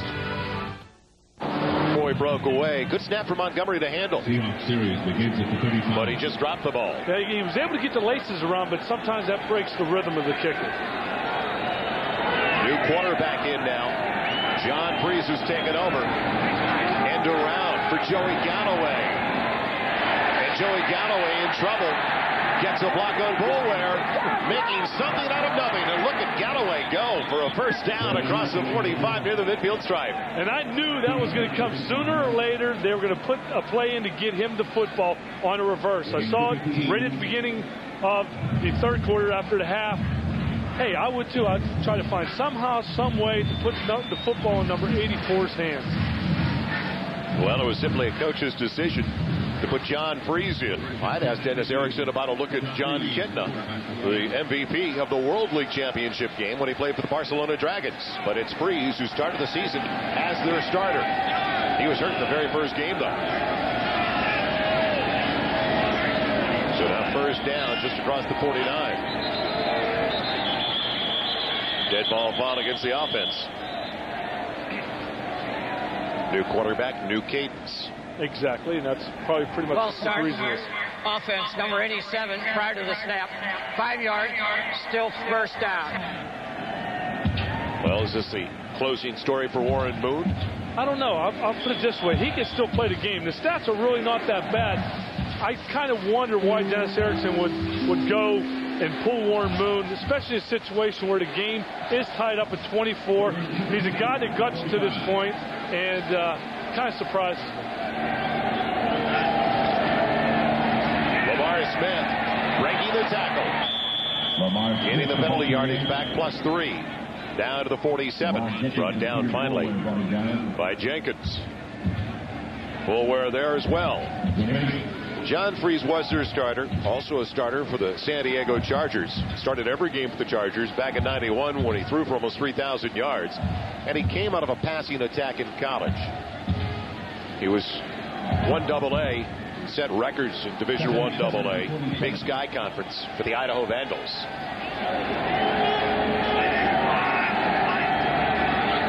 Second, just about 7. James Jones taking care of Lamar Smith. Maybe a yard, give him 2 on the carry. Aren't you nice giving them 2 yards there? For the Ravens, every time that I've done a Raven game, it's always came down to the last couple minutes of the ball game. They've been in so many close games this year, losing almost something similar to the Seattle Seahawks, losing close games right at the end. Well, 7 of their 13 have been decided by 3 or less. 4 of their last 5 have been decided by 3 or less. And now it is tied at 24 inside of 12 minutes to play. Freeze on 3rd and short, dropped by Joey Galloway. And it was right there. I don't know why Joey Galloway's looking back into the backfield. He probably should look in the mirror and say, I should have caught that. And majority of the time, he's going to make that play. But again, crucial time in the game, 4th quarter, game tied. You got to make those plays. Joey dropped one last week. You saw those total yards for Jermaine Lewis. He is waiting for the punt. Back at the 10. Kick it out of bounds. Stark pulls down the high snap. And finally they send one towards the boundary and away from Lewis. And it goes out of bounds. A dandy for Ron Stark inside the 10. They'll spot it out at the 7. Finally they take Lewis out of the return game. It's taken a while though. From today it's going to be a very emotional one for the city of Baltimore as the Ravens will close the 2-year chapter. Will be the last NFL game here at Memorial Stadium. So many greats have played here. The championship team of the Colts. Johnny Unitas is going to throw the last pass here. They're going to have 50 former Colts here next Sunday. For the ceremony, wide open, Derek Alexander. Will he be able to take it? Inside the 30, turns it on. Inside the 10, barely pulled down. At the 2 by Brett Thomas. Do you believe it? 91 yards on the completion.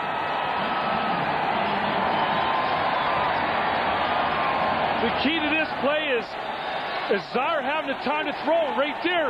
The biggest thing for Alexander to make sure Thomas does not get a hand on him. Anytime you run a stop and go, make sure the defensive back does not put any mitts on you so you can get by him and give it a chance to be a big play. It is tied at 24. Ravens trying to break that deadlock. And a timeout. So Eric Zaire better hurry up. Is going to need to be called, and they do. They avoid the 5-yard penalty and use their last timeout here in the contest. Right. Today, Jermaine Lewis with a couple, and now a 92-yard reception by Derek Alexander is the longest in team history. He takes it down to the 1-yard line, but the Ravens had used their final timeout. They are out of timeouts. And there's a lot of confusion right now. Somebody is not in the game, and they're looking to the sidelines, and they have no timeouts left.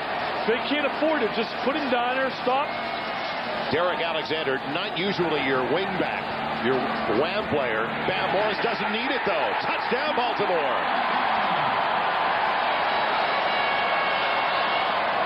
I'll tell you what, though, that was a good job by Eric Zaire making sure he got the play in before the 25-second clock.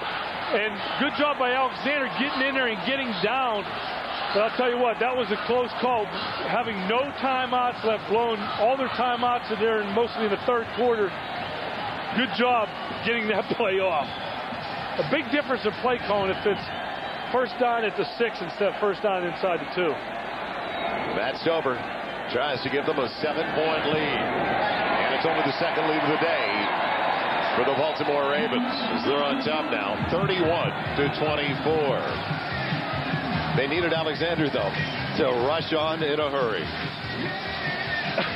Hey, heck on button your chin strap. Just get out on the field. He's taking his good old time. the one good thing he did, he hurry up, got set. He didn't even have to worry about blocking because the play was away from him.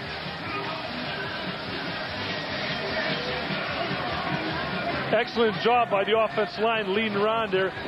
Ben Cavell being able to come around there, steal off the inside, and give Morris time to cut up inside there and hit to the outside into the end zone. Good thing they did run to Alexander's side. He's not the big guy that you would like in there in that tough style offensive scheme. Didn't look like the third tight end to me. He was setting up next to the second tight end, Brian Kinchin. So it was a time-consuming drive of 2 plays covering 93 yards, and it took a minute off the clock. Wow. We've got 10:42 left in the contest. And don't forget the Baltimore Ravens. If they have to play catch-up before it's all over, they're in trouble because they are out of timeouts. Steve Broussard, back deep. He's had a kickoff return this year for a touchdown. He waits inside the 5. From the 2. And Broussard breaking through nicely across the 25 with a solid return near the 27. Well, the score all set up by that late entry, the extra tight end, Derek Alexander. Well, I think he was still tired. I think that after the big pass play, where he made the big play right here, being able to sprint on 15 yards, little stutter, and go.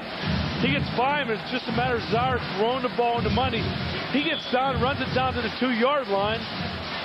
I think he's a little winded at this time, and he takes himself out of the game. He probably forgets to report back in and let the coaches know that, hey, I need a little break. He was benched last week, didn't get off it. He thought he'd see some time. James Rowe got the start, but he didn't. Now he's got 6 grabs today for 152 yards. Freeze stays in at quarterback. Quick one to Galloway. Galloway slides down just barely across the 35 for a gain of 9. Well, Ted Marchibroda talked about the big plays. They've been having them all day today. Special teams, offense, defense, everybody's contributing today. The one thing that he always is worried about is that fourth quarter coming down to those last couple minutes where they've been letting a few of them go. So this is the interesting part of this game today. Well, he told us yesterday we better make big plays early because we're not making them late. So many decided in the final minute for the Ravens this year. It'll definitely reduce your life expectancy if you remember this coaching staff. 2nd and short. Movement up on the left side. You can see it on the edge. The tight end, I believe, Fourier, 86, out of Encino in Colorado. False start. Offense, number 86 prior to the snap. 5-yard penalty. Still 2nd down. Well, we thought coming in Joey Galloway was going to break it wide open, but only 2 grabs so far. And I've watched some of the defensive coverage they've been doing on. They used a little, I don't know whether you want to say double team, but they've been rolling the corners up and forcing him to go around. And once he goes around the defensive corner, he's got the safety to have to deal with. Pittsburgh-Denver game. Phenomenal matchup. What a Super Sunday. And Freeze overshooting Steve Broussard in the flat on 2nd and long after the 5-yard mark-off. You can almost tell John Freeze was thrown out to Broussard before he even started dropping back because Broussard wasn't even ready for the football yet, and Freeze was already dumping it off. What he has to do is come back, read the covers, and then at the last second, if you don't have anything, go ahead and drop the football off, but don't predetermine beforehand that you're going to dump it off. Huge 3rd down coming up for the Seahawks, trailing by 7. 9:29 left. 3rd and a little more than 6.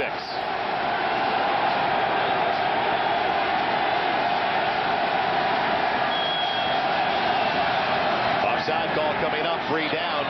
And the tight end with a 1st down. What a grab by Fourier, working against Ray Lewis, the middle linebacker. They had a free 5 anyway. Far side, Ravens jumped 15 yards on the gain. So he makes up for that lift up early.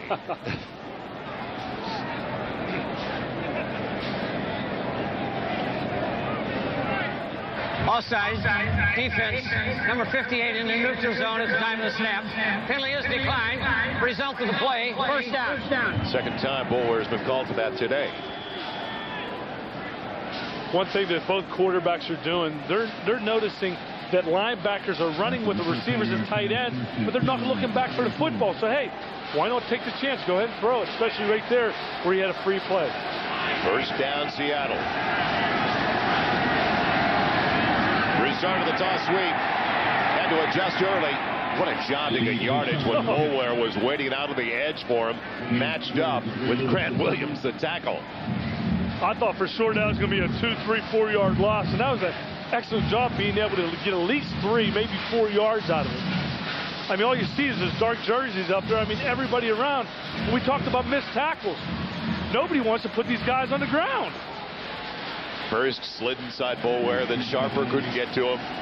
They call him Bruiser. Steve Broussard, Los Angeles native, played his college ball at Washington State. 2nd and 8. The screen. And Broussard can't bring it down.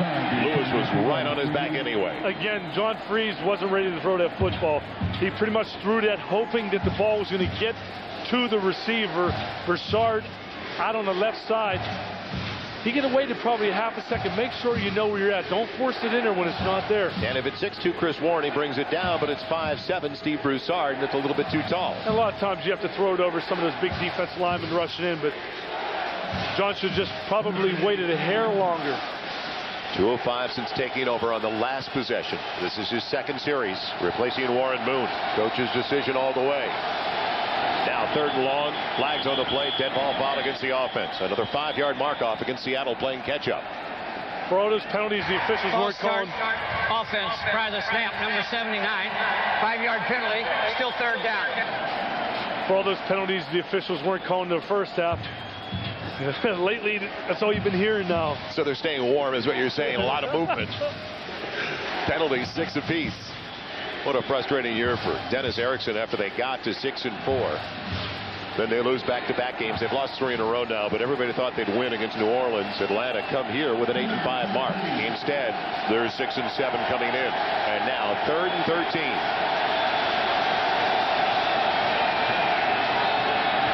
All day for Freeze. Waiting on the sideline. What a grab.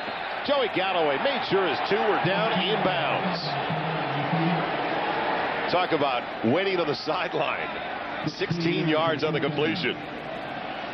Well, that's, you got to credit the offense line, the front 5 guys, giving Freeze the time to throw that football.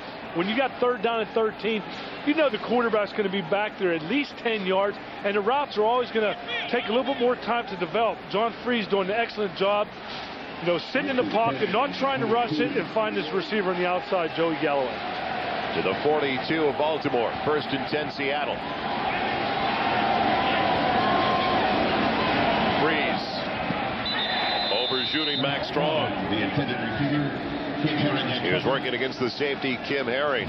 Well, they've been trying to hook up with the fullback all day long. You love it. Maybe they know something we don't. Again, Max Strong. Warren Moon threw at him about 3-4 times.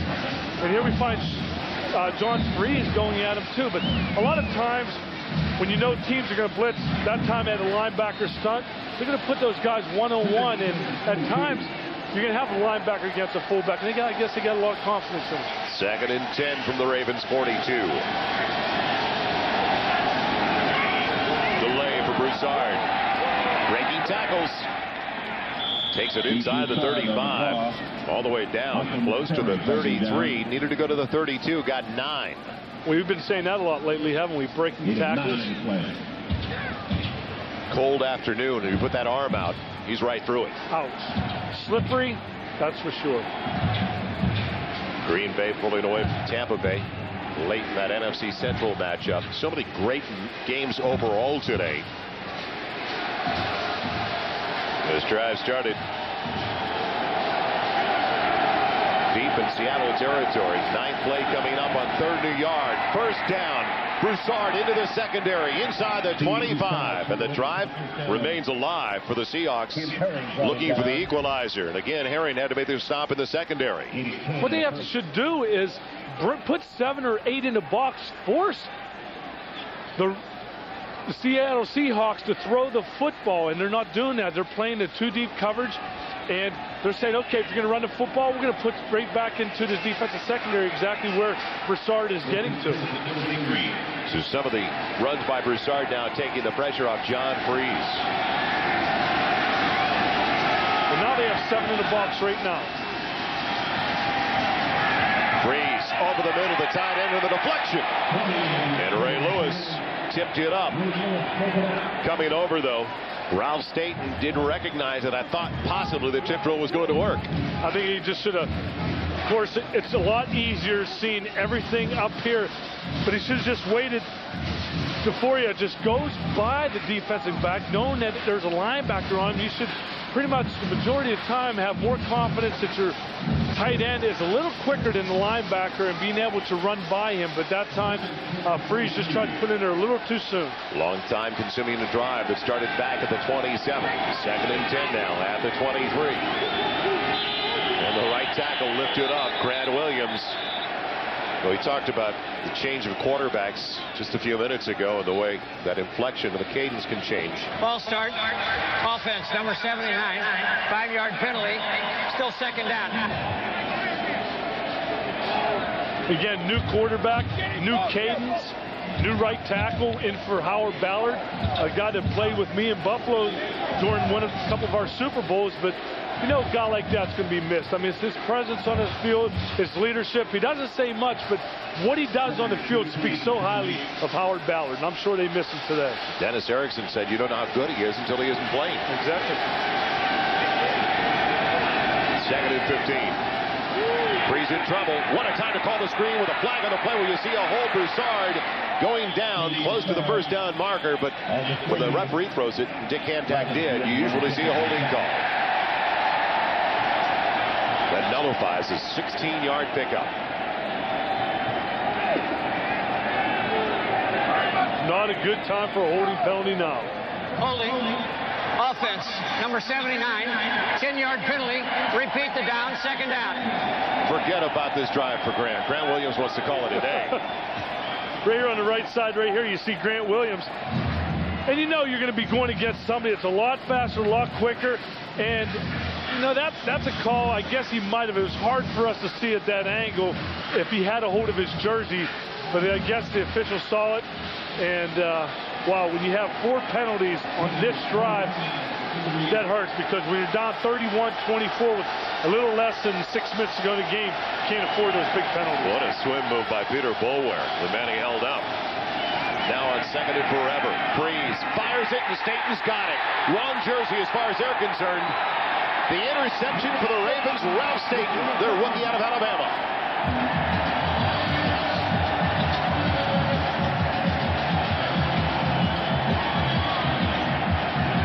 Youth is being served to the secondary for the Baltimore Ravens. This year, Buick. In order to get the ball downfield, it's going to take a lot of time. And that particular time, 2nd and 25.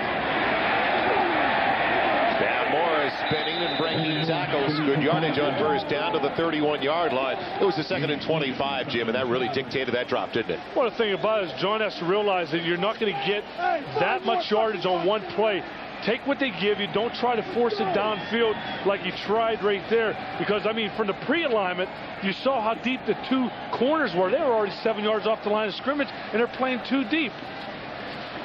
We talked about the inexperience of the secondary. Jenkins, Staten, Herring, all growing up this afternoon for the Baltimore Ravens. And that's the first career interception for Ralph Staten.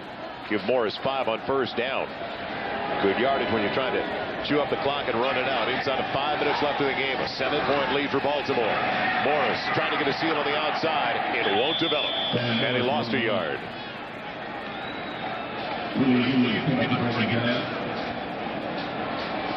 Well, Eric Zier, 15 of 25, the ultimate 2nd and about 2, 3rd and a yard. But right now, a passing situation, trying to burn the clock. Well, Eric Zier, what he has to do, and experience will tell you that you want to work this play clock. You want to take it down to at least 2 or 3 seconds, snap the ball. Right there, he audibled out of a play. Seattle knew exactly where they were going. They come up. But Eric Zier right here has to work the play clock as much as he can. Jermaine Lewis back in. The slot man, look out for 84, and he's taking it all the way to 2 seconds left of the play clock. Dump off Morris. Will they get the block? Yes, and he's got the first down across the 35. All the way to the 45. Talk about timing on blocks in the flat. Oh, that was perfectly set up, perfect timing. I mean, some of those big guys getting out front.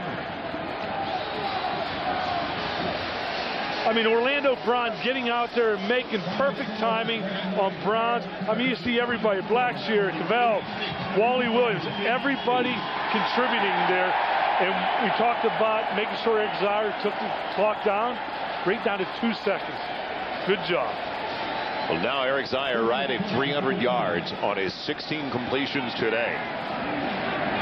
First start since '95 for the former Georgia Bulldog. Now can they chew up some clock with Morris on the ground? Morris through the middle. Couple of yards up to about the 47. Joel Meislow and Jim Kelly, a little more than 3 minutes left. The Ravens have a 7-point lead. The Seahawks have all of their timeouts left. So playing catch up, they do have the 3 timeouts on their side. Vinny Testaverde has missed the entire contest. As Eric Zier was trying to make a statement today, if not to the Ravens, to other coaches in the NFL, that he can start and play at this level. And he has really come on in the second half. Well, yes, he's done an excellent job. And, I mean, you need the guys up front to be able to do it. And Eric Zier has done an excellent job today taking control of the offense. Ran the play clock down again, looking for Derek Alexander outside of the tackle. Experience. He looked like a veteran throwing the ball away. That was experience, but I think it was a chance that Ted Marchibroda did there that it would be a completed pass. But right there, they stopped the clock. They don't force the Seahawks to use a timeout, so it worked against the Ravens in that particular play.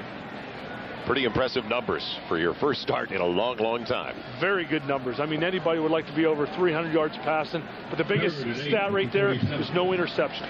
He compared him. He said, Ted Marchibroda said he reminds me a little bit of Dave Craig, maybe with a stronger arm. Now, the key third down, third and long, and they'll keep it on the ground. They chew more clock. Alexander tried to get in the way. Now Morris won't quit on the play and almost got to the marker on his own. He is a yard and a half shy of where he needed to go as the clock continues to roll. And I don't know why Seattle right here is not using any of their timeouts. Okay, because I was wondering, I said, why aren't they using the timeouts? They need as much time as possible. It's still like they have 3 timeouts remaining. Don't forget, they've got the 2-minute warning plus 2 timeouts. And Jacksonville, partner, coming back on a Barlow kickoff return of 92 yards. Jacksonville down by only 6 to New England. Opportunity for our Miller Time game summary. Was even at the break. Ravens by 7 now. 14 points off turnovers for Seattle. They were really sparked in the first half by their defensive unit. Not much offensively throughout the course of the contest, Jim, for the Seattle offense and Jermaine Lewis. Oh, right there's the X factor. The X factor right there. The unexpected. I guess to a certain point it's expected because Jermaine Lewis means so much to their team, not only on punt returns and kickoff returns, but receiving too. I mean, he's done an excellent job of doing pretty much everything today. He has taken a little bit of the spotlight away from Eric Zier's performance in the second half. There's no doubt about that. Now Tyree Davis waits for the punt, and a huge one. Can Montgomery keep it away this time from Davis? Knock it out of bounds around the 10. Well, a high one is down the middle, and Davis is going to bring it back to the 5. Nothing doing. Great coverage by the Ravens. McLeod all over the play. And now Seattle, to tie it, will have to travel 94 yards. So Scott O'Brien enjoying what has developed for his special teams. Dave Arnold on the opposite side. It's been a miserable day for the Seattle special teams. Boy, it has been. But right now, everything is on John Freeze. He has to realize, okay, I don't have to make all the yardage up in one series. Make sure you know you have the 2-minute warning. You have 2 timeouts left. Hey, you have plenty of time, 2 minutes and 8 seconds. So he just has to stay patient and don't try to make the big play right away. The officials started the drive at the 7s with any 93 yards, trailing by 7. Freeze off the play fake. End over end. Intercepted by Staten again. It was deflected. He's got it to the 25.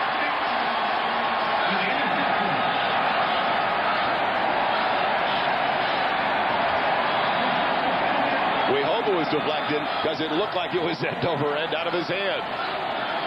We have reached the 2-minute warning. Everything going the Ravens' way, and they're on top by 7.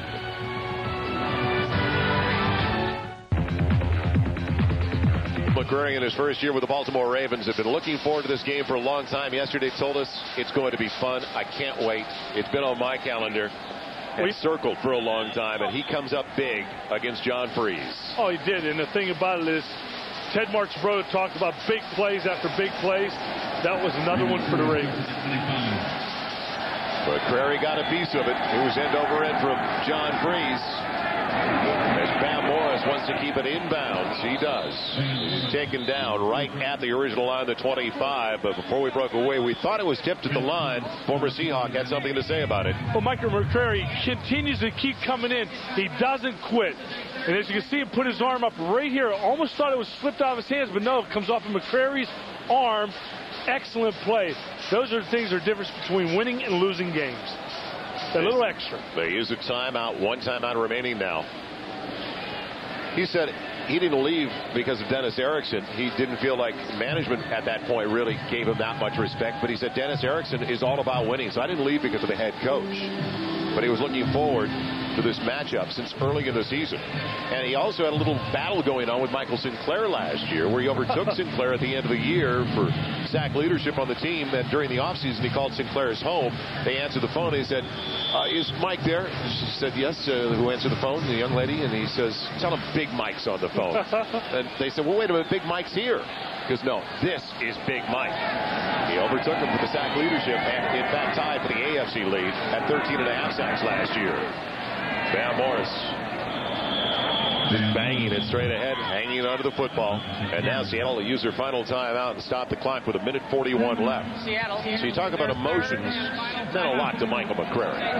No, it's not, but he knows coming into today's game, he wanted to prove it, and I guess almost like rub it back in their faces to say, hey, look what you're missing out on. I can still play. You made a mistake. And people have said he's undersized anyway. 6'4", 270 to be on the end. No, I mean Bruce Smith.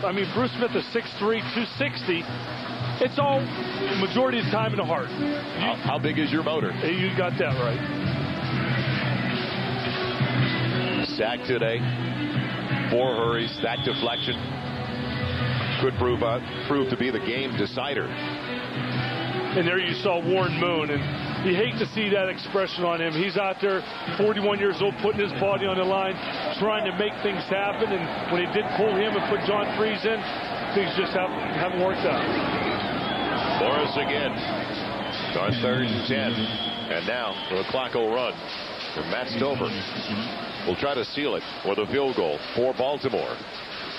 This is where you get a little nervous. You're sending your field goal team out there, and you just said, whatever you do, guys, don't let anybody penetrate. And special teams have been the difference so far today for Baltimore.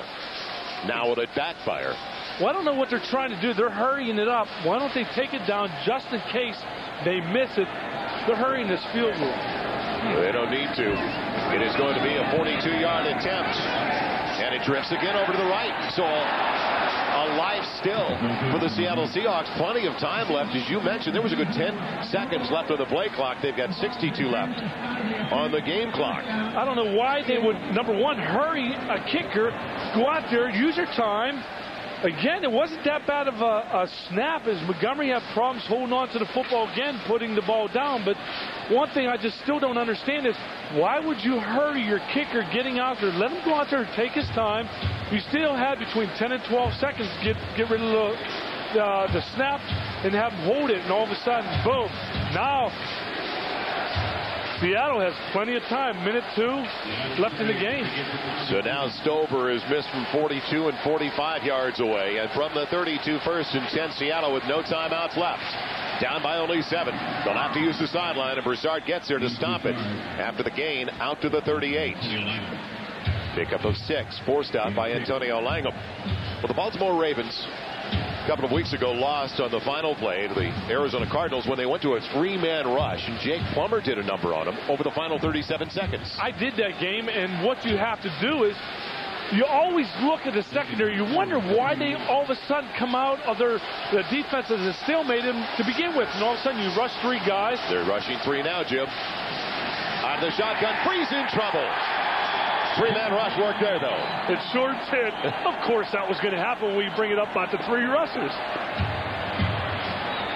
The sack for Boulware. And what a day it has been for Peter Boulware. His 2nd sack of the afternoon. Ravens with 4 overall. Time running out on Seattle on 3rd and 10. Inside of 40 seconds left.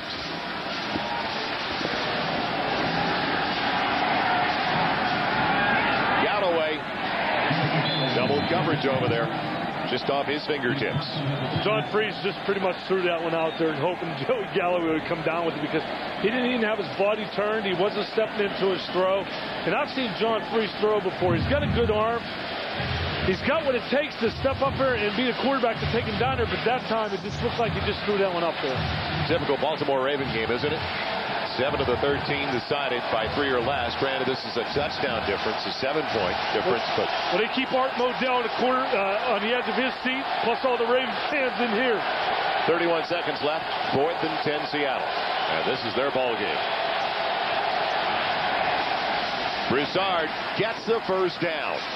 Clock continues to run, though they can't stop it. Spike the ball. John Freeze got to get everybody ready, everybody set, and spike it. Exactly that, with 15 seconds remaining.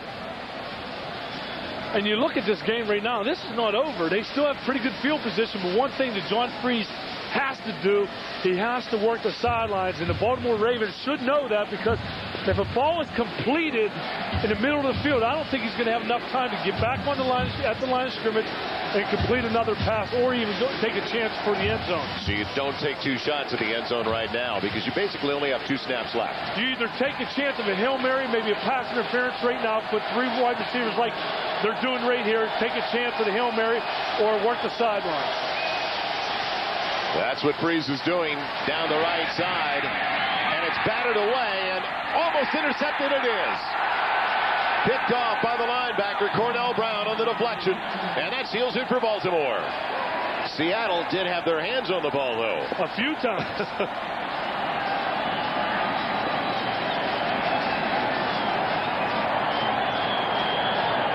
Good job by John Freeze getting the ball down there where it's supposed to be, but this ball goes off a few different people.